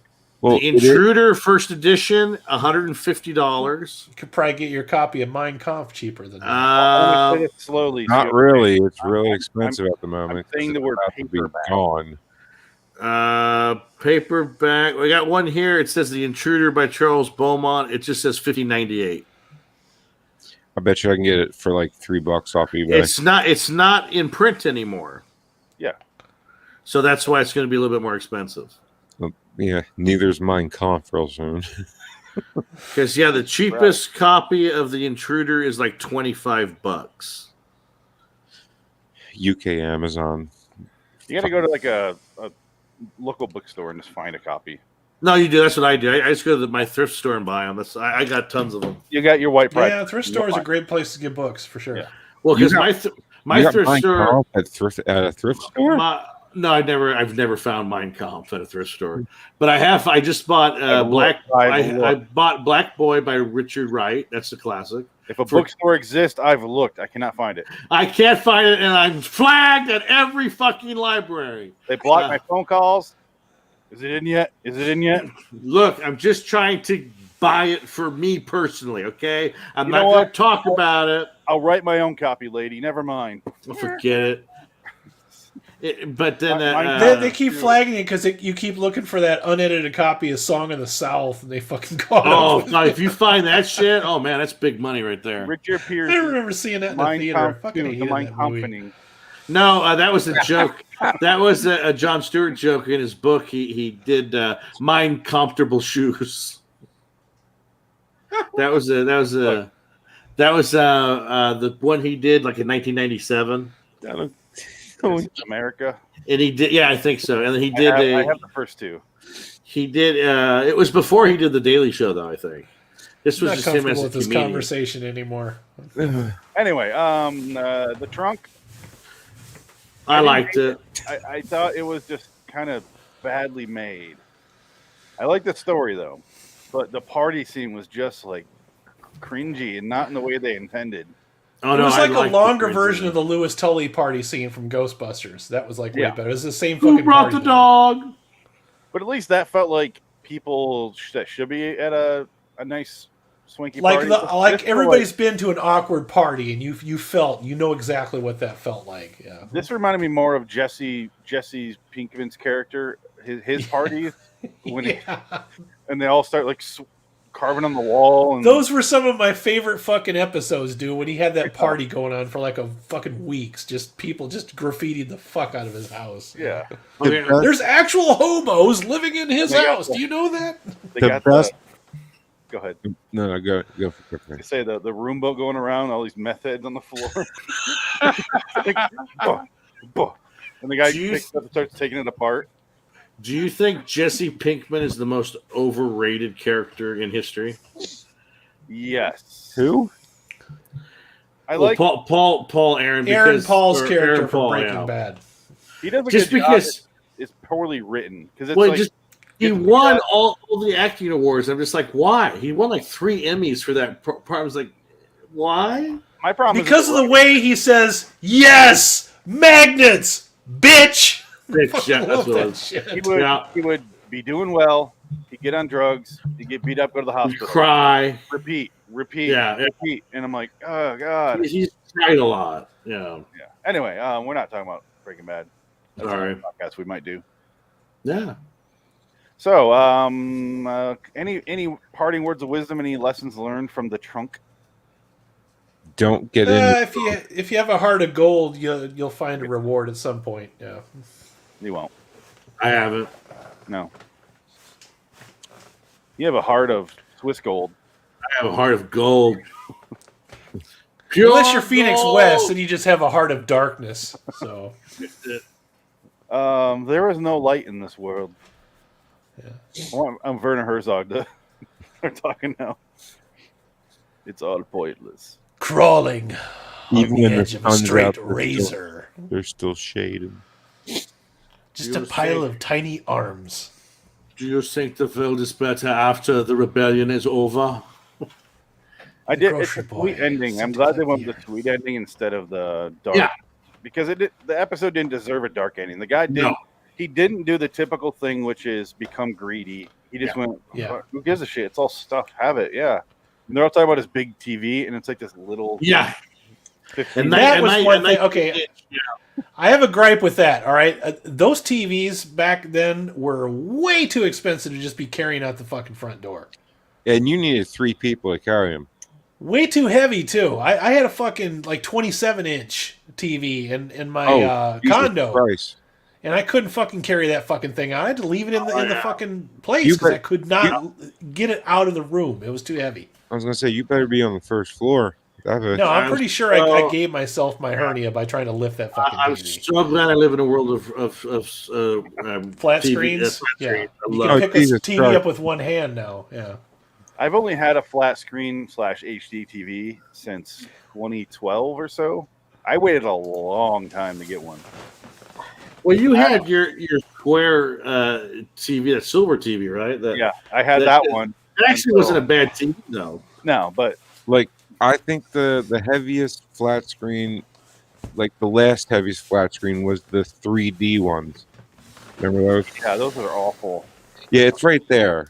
I have one right there, and it's you have an XD TV right there. A 3D TV. Okay, flat screen. Yeah, it's a flat screen, but it's 3D. I did not get in on that 3D bullshit. That shit was way too gimmicky, and I'm glad I didn't. That lasted for a year. Those 3D TVs you could get for cheap. Yeah, they couldn't give them away at the end, and I guess some of it's not bad. It's heavy as fuck, dude. Yeah. This episode has a 6.7 on IMDb, by the way. Really? That's too low. Well, I gave it a 7, so that's pretty close. It should be a 9. No, it's not that good. I'm kidding. Be sarcastic. Anyway, let's get out of here. Until next time, in the meantime, I'm Phoenix West. I'm Phoenix. Adam Wilcox.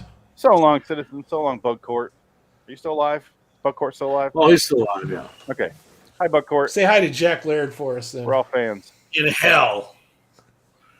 Jack Laird sucks cocks in hell. Remember in Dogma when all Bug Court did was play skee-ball and get beat? Was that in Dogma? I don't even remember Dogma now. He plays God. Does skee-ball still exist? And then when he finally dies, God becomes Alanis Morissette. Is that what it is? Yeah. Well, God is a woman. I don't remember much about Dogma because I hated that right. one. That was one of my least favorite Kevin Smith movies. Dogma, that's right, because he's playing skee-ball in Atlantic City, and the 3 kids beat him up. Yeah. The hockey kids. Okay, that's right. Yeah, now I remember. Wow. It wasn't Atlantic City. It was Ocean City. Whatever. I don't fucking care. So long, citizens. Oh, we were recording that? Yeah. Actually, it was Atlantic City. Ocean City. Ocean Shitty. I really have no clue where it was, dude. No, I have no idea. I can't remember. I mean, I still like the movie, okay? I still like the movie. I haven't watched it forever. It's the only movie I actually like where fucking with what's his name in it? The other guy, not Matt Damon, but the other Ben Affleck. Oh, you don't like The Town? Huh? The Town? The Town was good, actually, but that starred my Jeremy Renner man crush. Yeah. The only movie I like with Affleck in it is Argo. That one was good. I like Affleck. Argo's good. I like Affleck. I'm not an Affleck fan. I like Affleck Affleck as a just director. fine. I hate Matt Damon. I don't like Matt Damon. Yeah, I don't like Matt Damon. Either. Matt Damon. Ugh. I prefer Affleck over Damon. Yeah, same here. If I had to have one or the other, who would I rather hang out with though? That's a different question. You know what? I refuse to shake it. Or I refuse to meet Matt Damon. But I met Christian Bale. Okay, I would hang out with Matt Damon just so I could ask him awkward sex questions about Sarah Silverman, like nonstop for like 2 hours, just all kinds of awkward, horrible sex questions. Yeah. Wait, who? Sarah Silverman, because those two used to fuck. Who? Matt Damon and Sarah Silverman. They were a really? fucking I never item. knew that. Oh, yeah, for a I long didn't know time. that. I don't remember that. That's what I would do. I'd ask him awkward sex questions about Sarah Silverman because she's a pig. I just want to make him uncomfortable. Yeah, in 2018, Christian Bale and Matt Damon were promoting that movie Ford. Oh, Ford versus Ferrari. Yeah, that was a good movie. Yeah, I still have to watch it. I want to see it. It's good. I liked it. Yeah, it's not great. I heard it's good. Yeah. I just won't watch it because of Matt Damon. But like because I'm in media, so we're in the media center, so we were able to meet Matt Damon and Christian Bale, and I wanted to meet Christian Bale because he's I like him. Yeah, but then it was like my time. I turned to say hi to Matt Damon, and I was just like, ugh. I went ugh, and I walked away. Oh my god! Yeah, I know. That's good. That's good. Missy was so mad at me. Matt Damon. Oh, that faggot. You walked away. I looked at him. I went ugh, and I walked away. I did that with John. You know what's funny? What's funny, Frank, is I had a similar situation like that in New Orleans. I went to go see Ministry. All right, and for some reason, Twiggy Ramirez was in a fucking restroom. All right, nobody else in there, and I knew it was Twiggy Ramirez because I seen him when he was with Manson in '93 with Nine Inch Nails. And he's standing there, and he's got this awkward look like I recognize him, and he knows I recognize him. He's got that fucked up look on his face, and I'm like, you ever heard that band Marilyn Manson? And he's like, yeah. I'm like, they fucking suck. Did you really? I was such an asshole. God damn it, really? I was an ass. Yes, I did. I was an asshole, dude. I love you. I love you. Fucking Twiggy. Yeah. That's so. I saw him twice twice. And Twiggy kept popping up at different concerts, and I'm like, "Fuck this guy, man." I was at the Manson show when Twiggy Ramirez first came back. When he first came back, yeah. I do not want to go to a Manson concert only because I want to be surrounded. They suck. They fucking suck. I can't stand them. Yeah. I love Manson. Manson's great. I like his music. I just the fans. I couldn't deal with that. I don't like his music. Are we recording right now live? We're in between episodes. He is an amazing performer. Okay, Manson is an amazing performer, and it's a great show. All right, you would have because I want to tell a celebrity story. Him open. He but opened I don't for want it to go live in '93 or '94. Yeah, he was opening. This is all he opened for Nine Inch Nails in '94, and I thought they were terrible. No, fuck Trent Reznor. Whatever. Yeah, that doesn't mean anything. That means just we're talking. We're live. Oh, okay. We're live. I hate Trent Reznor. No, but the way because we end the show and then we're still live after you end the show. Yeah, because I gotta pee, and so now I'm gonna go pee, so you guys can talk shit on me. But hey, Phoenix, thanks for the brother comment last week. That really hit me right here, man. I was like, oh. What I said.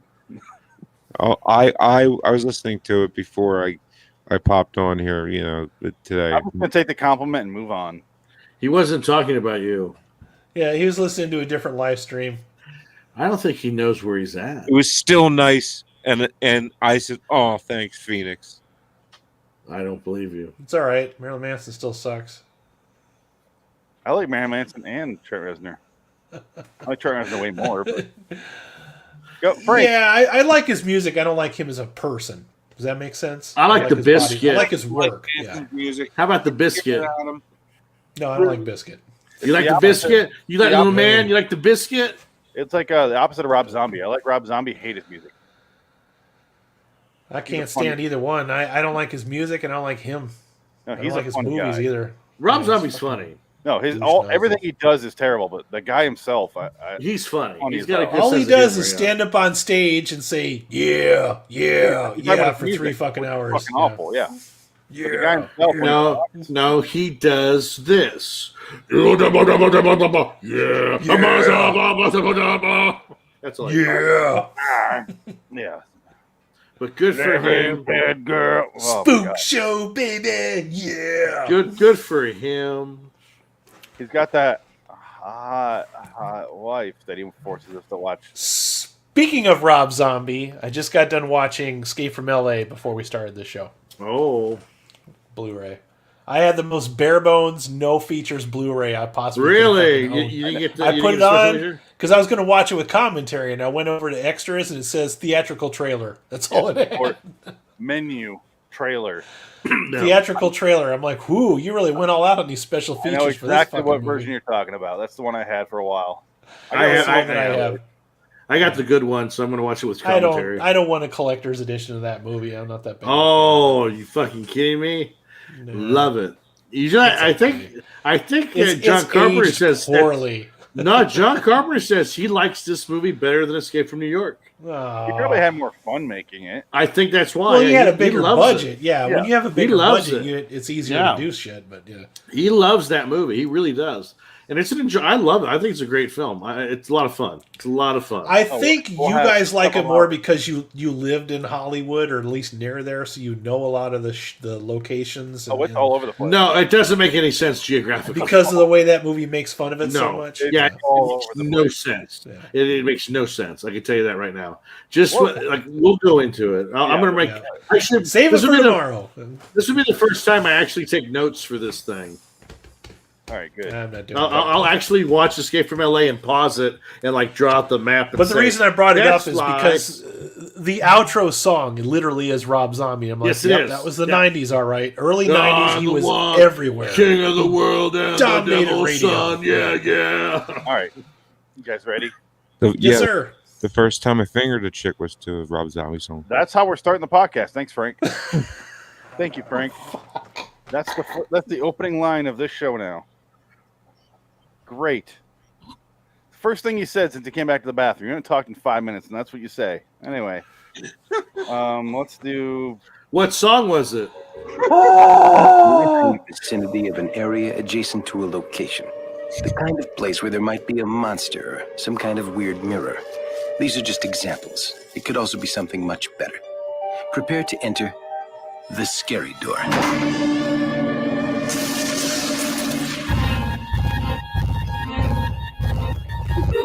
Bordering in Wonderland, the Twilight Zone review.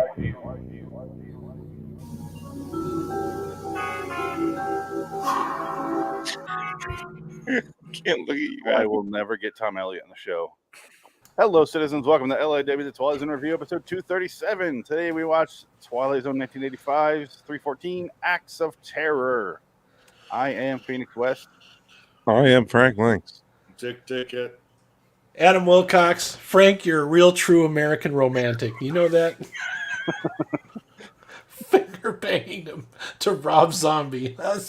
There you go. French fries, baseball, and finger banging to Rob Zombie. Like a Please machine tell gun me. gun. Please tell me it was Living Dead Girl. Of course it was. Did you break your pelvis? Was it a Dude, corpse? That's it my other was- question. That song was on repeat, dude. So Let me Metal ask you question, this. of course. Did she have that bullshit ass manic panic fucking green dye in her hair?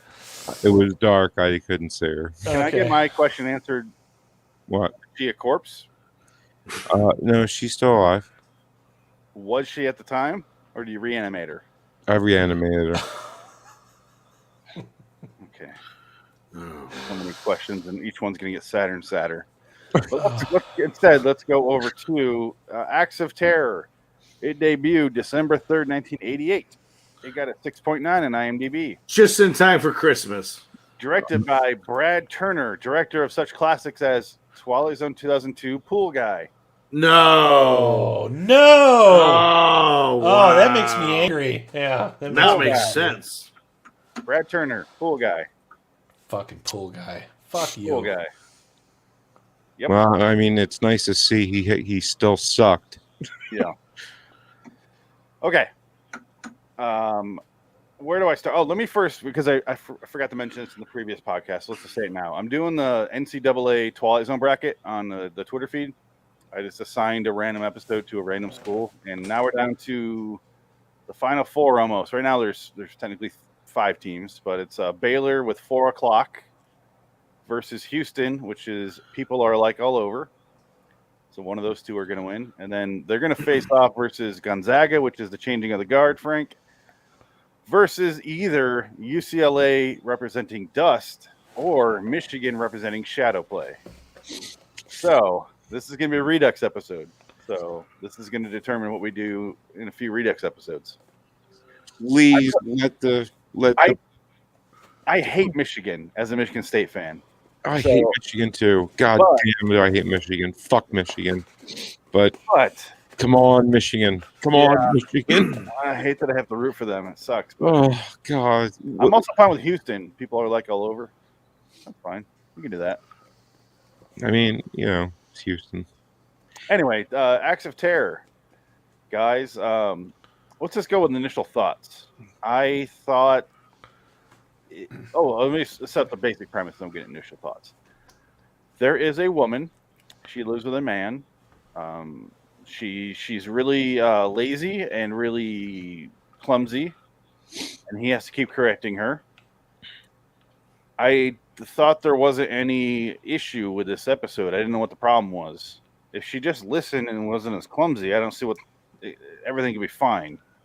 But no, if she didn't burn the eggs, the bitch wouldn't get slapped. What the fuck is her problem? How do you fuck up eggs? I know, she's a fucking idiot. I wanted to punch her through my screen, but I knew I'd break the screen. You can fuck up like a overeat, like a sunny side up or an over easy egg by breaking it when you flip it, but then it becomes scrambled eggs, That's all. I just watched Dolores Claiborne, that movie with Kathy Bates, the Stephen King one, and that's a real that's what you're supposed to do in a relationship. Love that movie. It was a good movie. It's a great movie. It's really good. How the hell do you think I've kept Missy for 20 years? Oh, I used to. By renaming her like she's a dog you got from the pound that's like 8 years old, and you're like, fuck that name, I'm not doing that. You gotta talk like David Strathairn, the adult squirrel, where has that accent. Oh, I used to look something good there when you were young, there. Dick, you just said 55 words. I didn't hear a word of it. Nope. Oh, did it freeze? No, it was just gibberish. I had a stroke. I'm sorry. Adam, did you hear what he said? He said, well, hold on. I've seen God. But no, hold on. I think it's time for Adam to do his little thing of the thing you do every episode. You do that thing. What is that quote he does from? No. What thing do I do every episode? I forget what movie it's from. You doing that thing you do. I quit. Make I quit. How it goes. Into a million people. As I was about to say it, it blanked. Wow. I have no idea what the hell you're talking about. Some line for some I am so movie. confused. I don't know what you're talking He's just trying to get off topic because we were talking about domestic abuse being funny. Oh, no. That's fine. It's hilarious. Yeah, well, no. Domestic abuse is just... These are jokes, people. Please get over it. Well, you forgot to mention that she gets a ivory dog as a gift. She gets a package in the mail, and the husband is like, "What the fuck is that?" And she goes, "Oh, my sister remembered my birthday," and he goes, "Well, happy birthday!" And it was like a week later. My birthday last week. Yeah. He's like holding it like birthday. Phoenix. So. Your Chiron's off. There it goes. All right, thank you. Acts of Terror. You'll never understand. The title sucks, though. I don't think Acts of Terror is a proper title for this movie. For the show. Yeah, I didn't like after watching. I'm like, why was this called that? You know what it should have been called? It should have been called "Slap Your Bitch Up." Smack My Bitch Up by the Prodigy. It's a dog. The dog. Yeah. I was like, that's kind of. I was thinking a spirit animal would have been a good, but that would have given away the whole fucking plot. That would have given away. Yeah, that's true. Take my picture, smack my bitch up. But I really don't think Spirit Animal would have given anything away, though. I don't. No, You think maybe. so? Because it could have represented the little plastic figure or ceramic figurine. By the Yeah, time I mean- you already know it's a dog that's not real. So I mean, Now, this is an episode written by J. Michael Straczynski, so again, he's a great writer. One of Yeah, the he best is. writers around. Yeah. He's very good. But this is probably one of his weaker scripts, I would say. Like, I think No, the message is good, but just message it's is good. okay. I mean, it's not a bad My problem story. with it is I love the story. I Yeah. love the message. I hate all of the actors. All of the acting is really bad. That takes it down a couple of notches for me. Yeah, I mean, what But do you then do? again, we've come to expect this from 80s 80s. Twilight Zone. Yeah, It's music all and like acting. subpar. Yeah. But I still enjoyed it. I did because I liked the story and I liked the message. I enjoyed that much of it. So the music, the clothing, and the acting really sucked in the 80s, I gotta say. yeah, they're just the boring shots. You know, they just don't put any effort into it. Like they Yeah. must have showed the front of that house like 5 times. I'm like, can't you just do like a different angle or no? never going to piss me off as much as Arcelina is Dying did. I Yeah. don't know if I'm going Yeah. to ever be as mad watching an episode of this show than that. That one was nauseating, man. None of us could figure out the fucking ending, who they were. It didn't matter. Oh, Yeah. okay, we're not going back to that. 'Cause No. I like this moving on. episode. It was okay. Didn't love it. Didn't hate it. Middle of the road for me. But The episode or the episode, I didn't agree with the subject Yeah. matter because I don't see what the fucking problem was. But point is, they told the story and it followed through from beginning to end, and I was like, I have no questions, no follow-up questions. Like Arcelina is dying. I'm not pissed off. No, Like, yeah, I would nothing. Everything was set up and paid off, interesting enough, and but it was very simple. Very simple. what, Oh my what I God, liked yeah. about it is, you know, we're watching this and we're thinking, okay, this is some kind of like, you know, it's a cursed good or something like that. This could have easily been a Friday the 13th episode. Like, what's going on with this dog? As we find out, the dog is more or less an avatar for what's really happening, and it's like her anger and frustration that she's kept in her entire life is manifesting itself as a giant fucking Doberman that's biting this guy right in the fucking crotch, you know? Yeah. And This is every our- time he lays a hand. But I will have to say, I was extremely confused. Like, I got that he was an abusive asshole. Like, they got that point across. But then there's, like, an awkward commercial break cut. And there's fucking broken dishes all over the floor. Like, just... And I'm like, well, that escalated quickly. I'm like, what the hell happened during the commercial break? And then it's, like, over burnt breakfast. I'm like, how did you fuck up eggs so bad that you broke every dish in your entire kitchen? Looked like Helen Keller went through there on fucking crack. Just knocked everything over.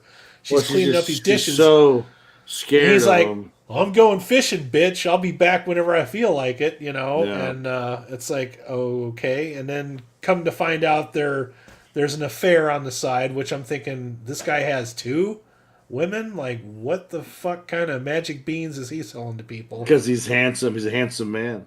If you say so, Dick, I'm going to take your word for it. Just like Frank and his fishing girlfriends that he has. on the After side. she takes that much fucking abuse, she's got a shiner on the side of her fucking face, and then after that happens is when she first summons the dog. She's like holding it right here, and all of a sudden we see the dog show up in the garage. And he's fucking grabbing a shotgun, like pointing it at the dog, and like, where the hell does this dog come from? She's like, I didn't see no dog, you know. So The first time he's but out by the car. What's that? First time he's out by the car. That's right. First time he's out by the car, it's doing a Cujo. It's like fucking pawing on the side of the door, you know. And she's like, "There's some dog out here, you know. Get this fucking thing out of here." And he she calls comes the out there. cops. And Yeah, he the calls the dog's cops. gone. Yeah. Well, no, the cops come because after the second time. he shoots the gun, and that's why somebody called the cops on him because he shot a rifle at the dog, and He hit shoots his the box. gun directly at the dog, and the dog just disappears, which I thought Yeah. was kind of cool. I'm like, okay, this is going somewhere kind of neat. You know, this is like the kind of Twilight Zone I like. You know? But it's I not. liked it because the dog shows up in the garage the second time, and he shoots at it, and I was like, I think they used the Roseanne garage set because it looks exactly. It looked like it. Yeah, I thought that shit looked familiar. exactly Yeah. like it. They did recycle a lot of sets in the 80s, so that probably That is the wasn't a- fucking Roseanne That set. wasn't a CBS show, but they could also rent out the set today. She threw out a lot of trash in that garage. Yeah, But Well, then a lot of broken dishes, Frank. You know, he shoots at the dog. you burn the eggs that often. You The know, cops come out and they're like, No, I'm talking about Roseanne. "Don't fucking Oh, shoot your yeah. gun." They stole him for using his gun in his own garage. And then she doesn't back him up, and he's like, "Thanks, bitch." Yeah. he And says, to he be says, fair- if I come back, you better have probable cause. You know, I mean it. You know, I'm not kidding. To be So, fair, she could have backed him up, helped him out. Well, she's a selfish whore. What are you going to do? Yeah, she'd rather fuck that dog. After I get back from jail, if you're not naked, ready to get fucked, I'm gonna beat the shit out of you. I'm going to go fuck Denise. Fuck you. Don't ask me what happened when I was in jail. I probably want to talk about it later. Call the domestic. I'm going to explain to you what I did in jail. I had $20 bills rolled up my asshole like Andy Dufresne. Oh, sorry. What happened? Oh, shit. I'll explain it. I'll explain it in detail how I had $20 bills rolled up my butthole in prison. Can you go on another 40 minutes about Yeah, talk about it for not. your butt and his hole? So I took I would take a paper, the paper of the bill, roll it up real tight, open my asshole with my two fingers and rub it, and then push the bill up the hole. And then the problem was it would get halfway stuck, so I had to use my my Pall Mall and oil up the dollar and then shove it in there. Well, you have to because you don't want to get like paper cuts all the way up. Jesus, that would Exactly. burn so bad. Pommel? Well, I mean, it was the non-toxic stuff. Use motor oil. It was the non-scented It's stuff. still soap. Christ. Yeah. Stephen King, ladies and gentlemen, Stephen King. Stephen King. Oh my Stephen King, because cocaine is a hell of a drug. What co-wrote it, Stephen? Drugs and booze Cocaine. and a fucking weirdo. I You're a wish- He should have put weirdo. cocaine in the credits for his fucking books. Co-written by the man never did cocaine. I don't know what you guys are talking about. Yeah. Okay, It ditto was- snap. It was- it was- Yeah, look at it. Obviously not. Oh Hey, my go back to that God. black and white picture again. It was all right? obviously acid, all right? Yeah, that looks like a guy that's about ready to eat a baby. All right, and tell me that guy wasn't on cocaine. Did cocaine for about 8 years. Not a terribly long time to be an addict, I guess, but it's longer than World War II. Good point. It's a good point. Not really.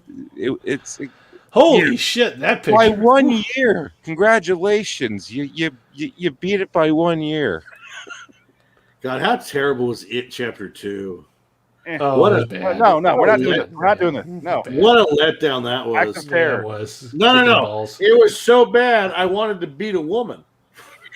Like in Acts of Terror, which is about domestic violence. Was it the woman in it? You know, my father was a part of a battered husbands group. I don't believe that. Dead serious. I just don't want to read this book, Frank. I don't want You started this, goddammit. You so fucking very started right. this shit. The Book of Frank. You got him going. It's all your fault. to. I was saying let's change the subject. Dick got him going this time. I'll take blame for that. I'm telling you, he was. It was. I'll take that Dick's fully. like, I'll claim it. It's fine by me.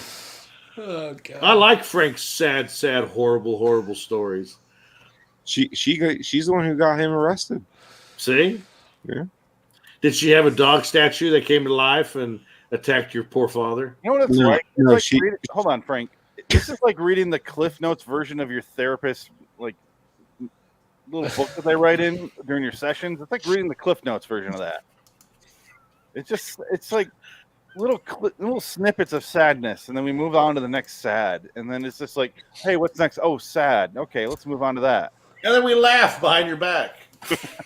Like he gets around with 4 of the therapist friends, and they're talking about the most fucked up patient. And he's like, yo, Yep. guys, don't even compete. Don't even compete. My doctor's literally about to withhold my drugs from me until I see a therapist. Wow. Well, it's about fucking time. I'm serious. He's literally like You about should to. probably heed that advice and do that. Your Yeah, priceless advice. Sorry. so yeah, no. I feel like the podcast listeners are waiting for a shotgun blast right there. I am the angel of death. The time of the purification is at hand. Courtney Love, no. What is that quote you always do, Adam, where you sing that little song? I know what you're talking about. What is it? Which one? Oh. You got me fucking, because I You always quote go shit all the like, time. It's something. What the fuck is it? It wasn't from a UHF. No, it's like from Exorcist 2 or 3 or something like that. Or you sing a little. No. You sing the song from Poltergeist 2. Thank you. Oh, That's what it is. God is in his holy temple. That's it. Yeah, He does that more than I bring up Frankenheimer. Yeah. It's fun. That guy creeps me the fuck out, man. Okay, I'm gonna look it up because I don't remember this thing at all. God The episode? is in his holy temple. Does that count as a Frankenheimer reference for Phoenix in this episode? I think so. No, I was comparing his thing to my thing. Yeah, that didn't count. Yeah, it's like the difference between chickpeas and edamame. Fuck yeah. Edamame's delicious. Chickpeas are disgusting. Oh, I love hummus. Kidding. I hate chickpeas. Hummus. Hummus. When does he do it? Well, there you go. We got the There you movie go. here. Heather, You gotta see him walking. There you go. As soon as you see him, there you go, right here.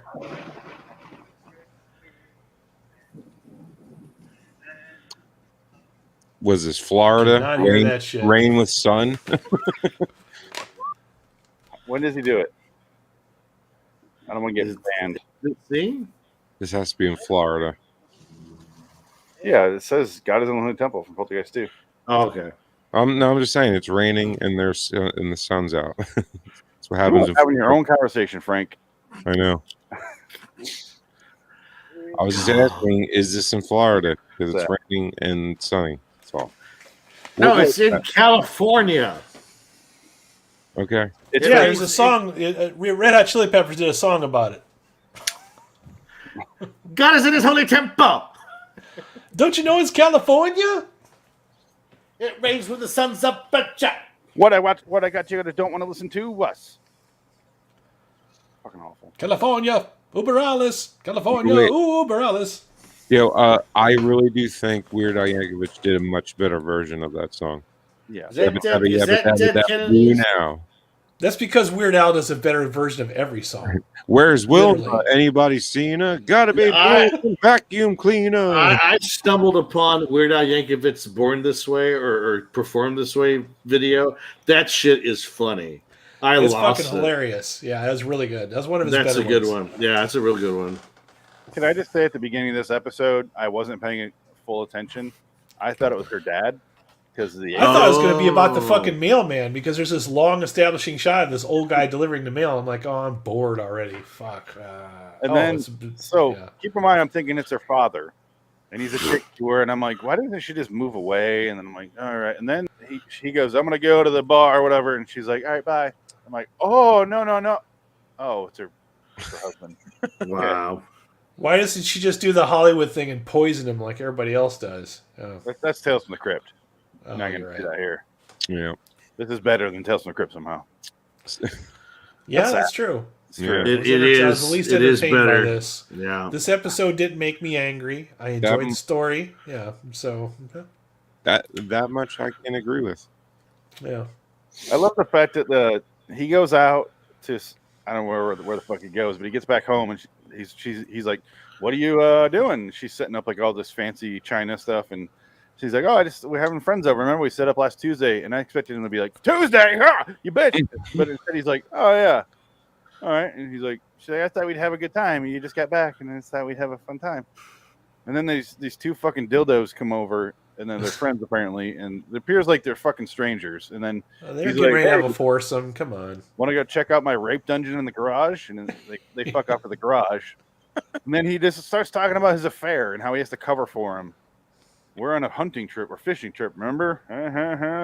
Wink, wink, nudge, nudge. Yeah. And I feel like this guy beats this guy if he doesn't tell him the.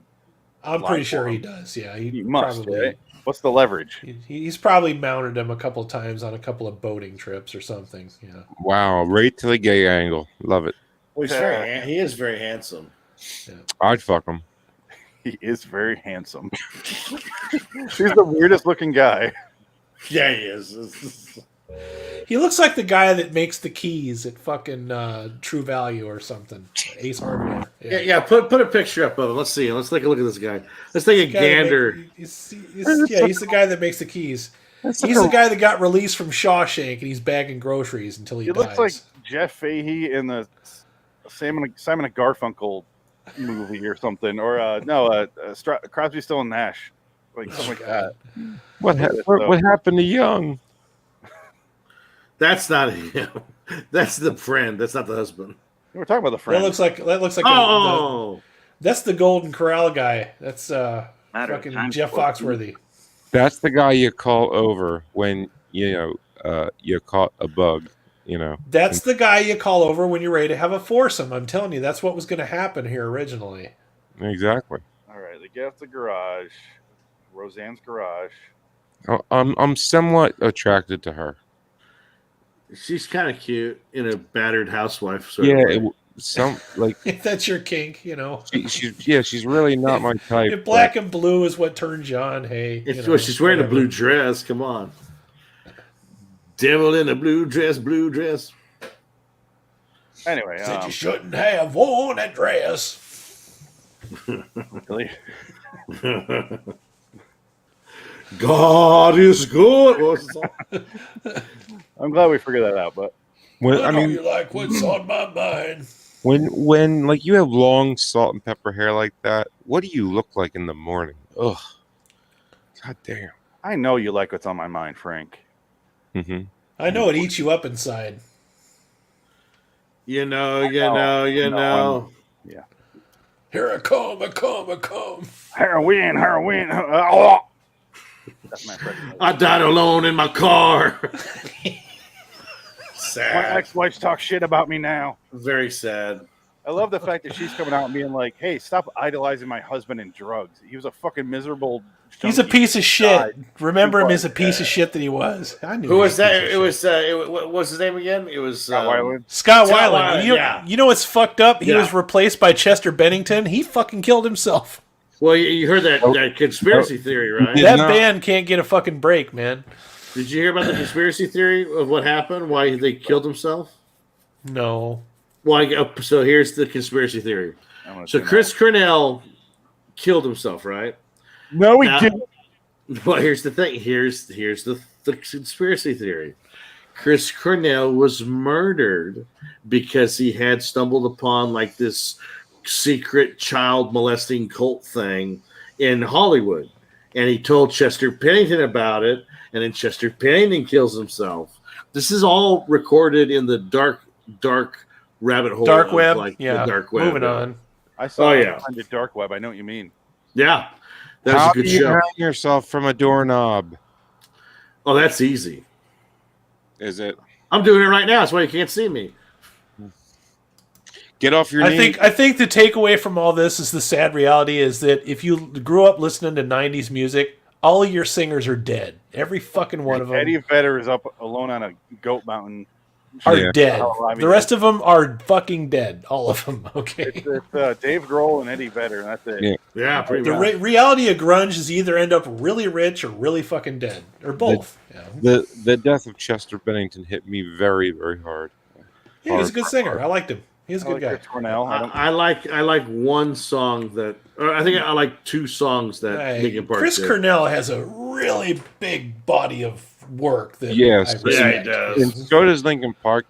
Everything he did with Audio Slave, all of his solo shit, all the Soundgarden shit. Oh yeah, I love Audio Slave. I love Audio Anyways, Slave. back to the episode. Yeah.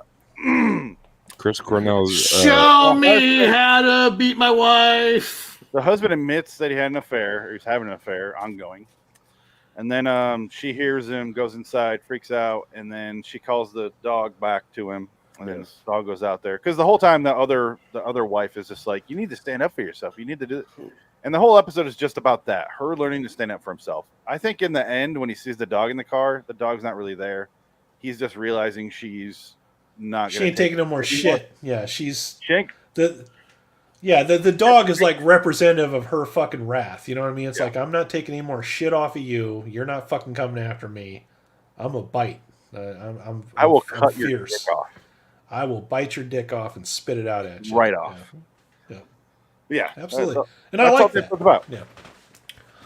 It's okay. I liked it better than the last episode. A little Yes, bit. same. Yeah, I would give this one a slightly higher score than the last one. Wow. I didn't like the premise as much, but I liked I enjoyed watching it more because it wasn't stupid garbage full of weirdos, and it felt like an actual production.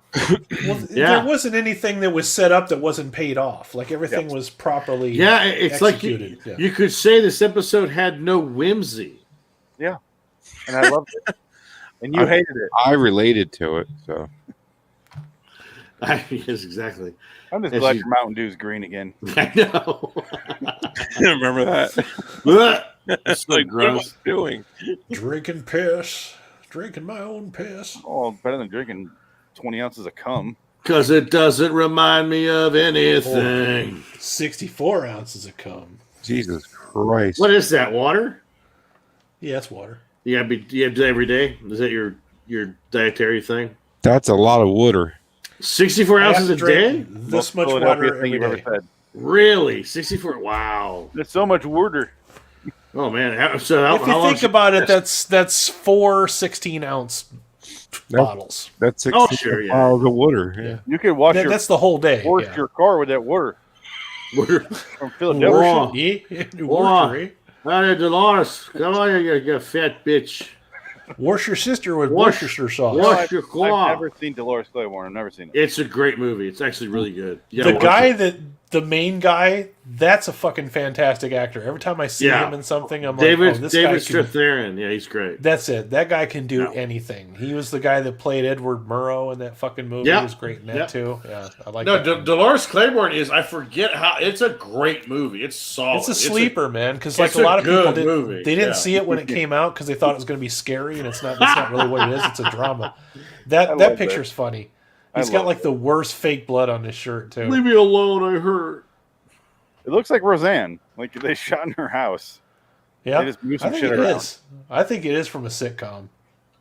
Because there's only like 3 sets, like the front of the house, the inside of the house, and the garage. That's all you see in this episode. But it works. Yeah. Every time I've ever bled on myself, I usually change my shirt right away. At least I watch it. don't. I'm just saying. I like to show off my blood. Wipe it on my white couch. What the fuck? Oh. What happened? I don't know what happened, Adam. You just randomly like, whoa, I bleed on myself. Like, are you fucking shooting up or what the fuck? I forgot you had earbuds. Randomly bleed on. I mean, do you fucking like play Russian roulette or I mean, you know what? Don't explain it. I don't want to know. I don't When I get my main period. He's really big in Deer Hunter. He loves the Deer Hunter. I love the Deer Hunter. He cosplays as Deer Hunter every weekend. Dude, Quaz plays as Christopher Walken in the Deer Hunter. Exactly. Yeah. Christopher Walk up his Walken ass and he was goes- amazing. Christopher Walken should have won an Emmy for that. Mike, don't leave me there, Mike. Don't leave me. He should have won a TV Emmy for a movie. Well, whatever they're called. He did win the Oscar for that movie. I was going to say, didn't he? I thought he did. No, he did. Yeah, he did. Yeah. Academy Award, also known as an Oscar. Thank you. That's An it. Academy Award, which means dick today, because it's shit. Academy Award sucks. That's because the movies are terrible. The Emmys Yeah. is TV. I got a The great. Emmy sucks too. I got a great still frame here. Yeah. That's a great shot right there. You know what that shot reminds me of? The Terminator. The end of the Terminator when she's got the dog in the next seat. She's got the fucking sweatband on her head, like the looks like Polaroid a- shot. And She looks she's like Sure. He looks like a poor man's Lena Headey. kind of, yeah. Yeah. I Yeah. love Lena Headey. Well, I it's love like Lena Lena Headey. Headey if Love you her. beat her for 10 years. Yeah. I love Lena Headey. Yeah, I love Lena Headey. She was much. so fucking great in Dread, dude. Oh my Oh God. yeah, absolutely. Love yeah. that shit. And she was also the only other person other than Linda Hamilton that played a good Sarah Connor. Fucking great Yeah. Sarah Connor. Yeah. There's only one Sarah Connor, as far as I'm concerned. Well, she And was that's, good. Lena Headey was really good. She There's did a only good job. one. She did- There's, Game of Thrones girl. yeah, I was gonna say there's only one Sarah Connor. That's Emilia Clarke. No. you. Yeah. Fuck you. How can you be so good in one show and so terrible in everything else? Because the other show That's is a good question. because it's Yeah. all CGI. She just had to stand there and look like She doesn't have to talk much in that show, does she? No, she just Yeah, has but to- I like her as a person, recruiting. though. It's like She's just naked a lot. She in interviews and stuff, she comes off as very affable and very nice and kind of funny because she's kind of I'm sure she's a kooky good person. girl. She's just a really boring actress, dude. She just does. She has no. No, charisma. she's got zero. She's got, but you know what? I say that about a lot of those Game of Thrones people. They show up and stuff, and they're just dull. Jai Courtney, what the fuck? You know? I Oh, say that about Jai Courtney's the worst. That's how I feel about Harrison Ford and stuff. So yeah, he's pretty dull. Well, Harrison Ford's he's also a boring miserable guy. person. Yeah, he's a boring guy. He has no personality at all. You ever watch? You ever watch the Dangerous Days documentary about Blade Runner? Another another 4-hour documentary. I was shocked when he showed up in the sequel. I'm like, oh, you must really need the money, don't you, Harrison? You need to buy a new jet or something? What the fuck? I gotta buy a new plane to crash. I gotta buy more weed to smoke and crash my Buy some more plane. weed out on the ranch. They had to remove her spleen. How much horses smoked it all. How much free time do you have, Dick, to watch 8 hours of documentaries about terrible movies?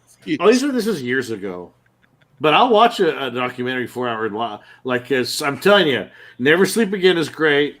The Dangerous Days documentary is great. It's just fascinating to watch this shit. That's why I buy Blu-rays and DVDs because I like the special features on them. I do too. I mean, is it because you worked in it? No, I wish that would have been passion. a good story. It's a hobby. Yeah, Yeah, it's a hobby of mine. I love Movies is a hobby for history me. in general, and I love movie history. I love all that shit. Movies interwoven with pop culture. That's what makes it so fun. Yeah. It's Adam's favorite character in the episode. Yeah, this guy. I thought the episode was going to be about this guy. I thought he was going to walk into a bar and everyone's going to be like, Norm, or whatever the fuck his name is. It's Ronnie, Flavin? Yeah, Ronnie, Flavin. Ronnie Cox's stand-in. That's why you like him. He reminds you of Ronnie Cox from RoboCop. Wherever everybody knows her name. Who cares if it worked or not? Look at my face. You just fucked with the wrong guy. I thought you were quoting the Hunt movie. Oh, that was a good one too. I actually like that movie. Is That movie Ronnie was Cox fun. in the hut? I think I watched He's that. been dead for a long time. Ronnie Cox is not dead. Did I Yeah, watch he is. that? Dead as a doornail. No, Ronnie Cox is alive. Dead as fried chicken. No, Two movies came he's out dead. like a year apart that were Ready or Not, and then The Hunt. Yeah. I like Ready or Not was pretty good. I like that one. I didn't They're see both that one, but I good. saw The Hunt. I like them both, but Ready or Not is way fucking better. But The Hunt's fun. No, Ronnie Cox is still alive. Oh yeah, I guess so. I'm Still wrong. alive. I thought he was dead. I am mistaken. happens a lot I in think this I'm show. getting mixed up with the other guy that was in that, the one that played the Jack one that Barry. got shot. Miguel Ferreira. Miguel Ferreira. He died. Yeah, he died. Yeah, I just got the names backwards. Miguel Ferrer is fucking awesome. yeah. He was great. He was good. He was good at playing a fucking typical '80s corporate little snot-nosed fuck. He was great in that. Even in The fucking role. Stand, he played that role. Yeah. He turned Yeah. from a purser to an exec. Love it. Anyway, that is Acts of Terror. What else can we say about it, right? Scores. I gave it a 6. The only reason I liked it more than the last episode is because it felt like they actually made an episode and someone on set cared. It felt like the last one was just throw a bunch of weirdos in there. Nothing happens. All right, it's over. It feels like a Twilight Zone for sure. Yeah. This one had a little bit more going on. It's like you said, Adam. Everything's paid off, but it's so simple that how could they not? The ending was kind of where he looks. The actual ending, not the realization that she's gonna stand up for herself, but like the dog, and then she drives off, and I'm like, okay, that's it. But I wasn't angry. Nothing about it upset me. I don't know why she couldn't listen to him and just do her fucking job as a wife, but whatever. That's just neither here nor there. Decent episode, Frank. Yeah, How hard are eggs? I'm giving it a 7. Actually, I enjoyed it. Like, I hate Doberman pinchers, man. Like that dog scared the shit out of me. They made that dog scary, especially when he cocked his head to the left. He's like, he had some drool coming off of him. Yeah, like when I grew up, whenever I lived in my grandparents' house, two doors over, they always had 2 Doberman pinchers. Did it rape you? No, they just scared the shit out of me. They were Was so it James Earl Jones and you hit your baseball in there from the field? Backyard? It just terrified the hell out of me. So they got the right dog for the right part. It's fucking chill. I didn't just enjoy it because she came out on top. She's like, "Fuck you," and I got this terrifying fucking mutt next to me. I'm glad they didn't do the Tales from the Crypt route where she kills him. That would have been two Tales from the Crypt and too stupid. Yeah, I think that's my disappointment. I really wanted her to get her revenge, but it makes sense. Moving on with in the script it was about her getting her freedom. Yeah, I get it. I think her revenge is he has nobody to beat on now. Himself. He.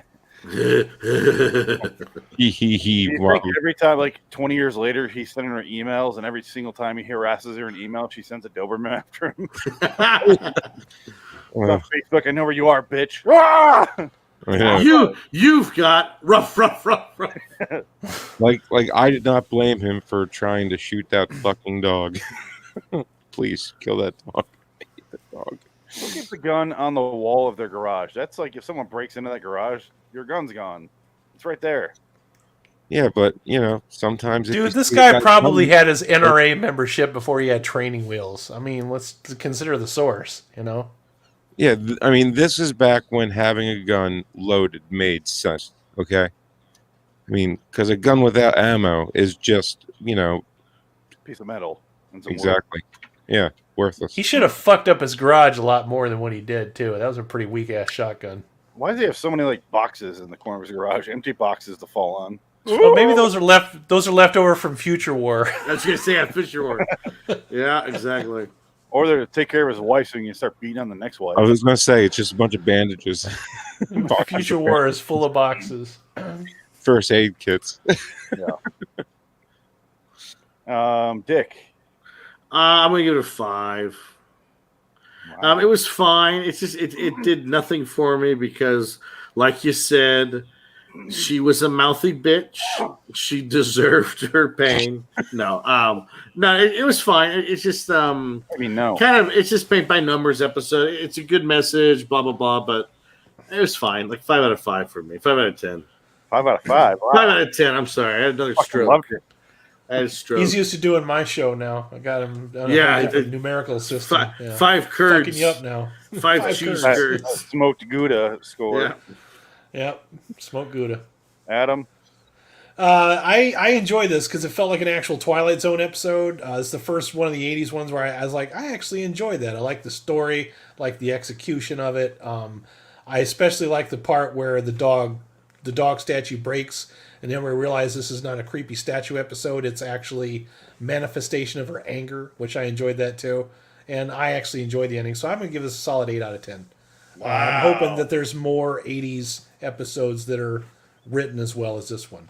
So I'm convinced that Straczynski guy can write nothing bad, because I just got done watching 5 seasons of Babylon 5 waiting for a bad episode, and it never happened. So, no, he's a great writer. He's fucking very great. Good. He knows exactly what he wants to do and follows through on everything. He doesn't leave any stone unturned either.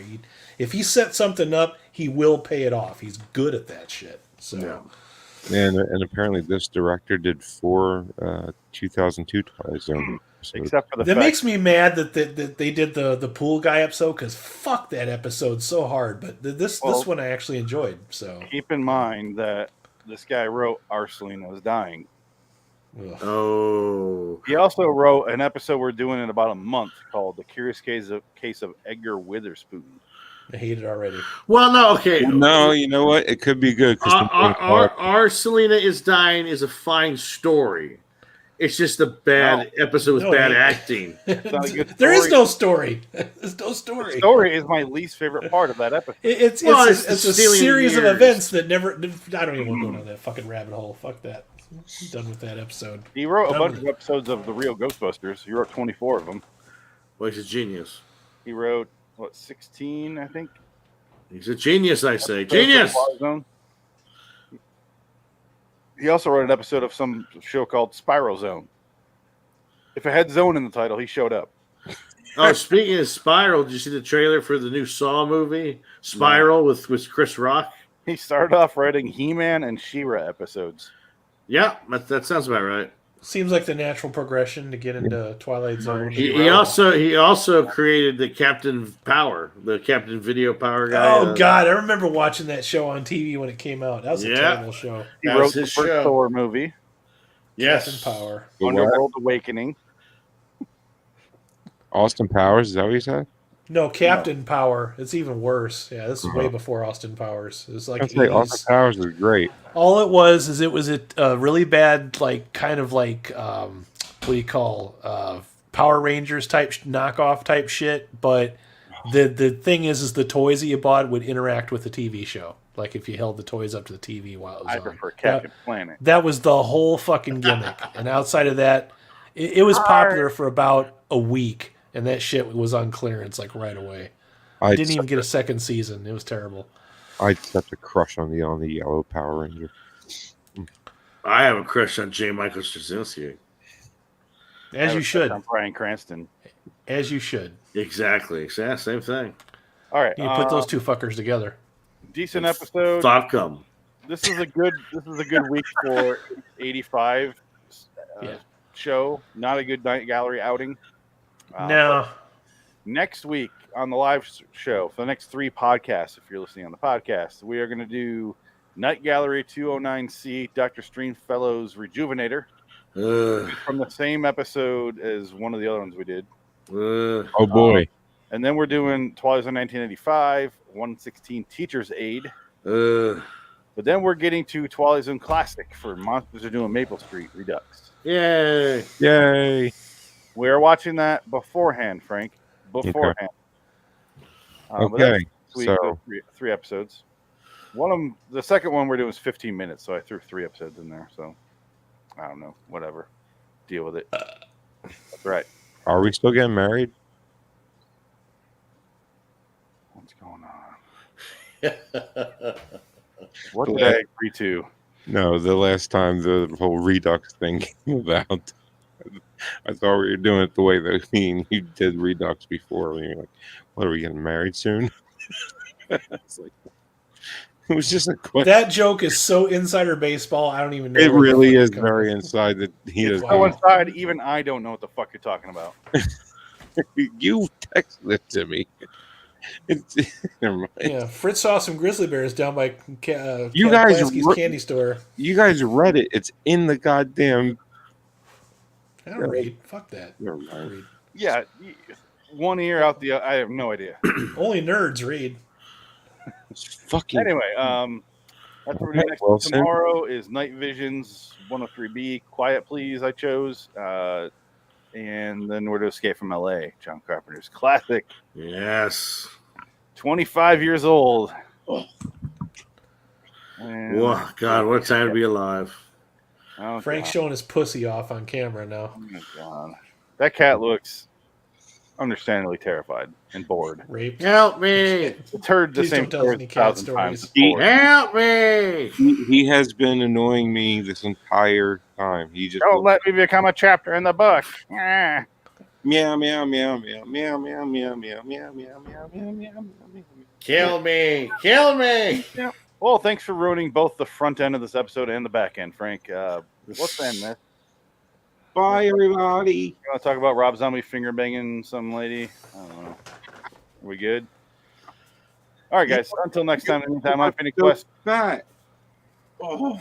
He's Frank Links. I'm Frank Links with Wilson. Yay, Wilson. Dick, Adam Wilcox. I thought you were going to do your thing again. In his holy temple.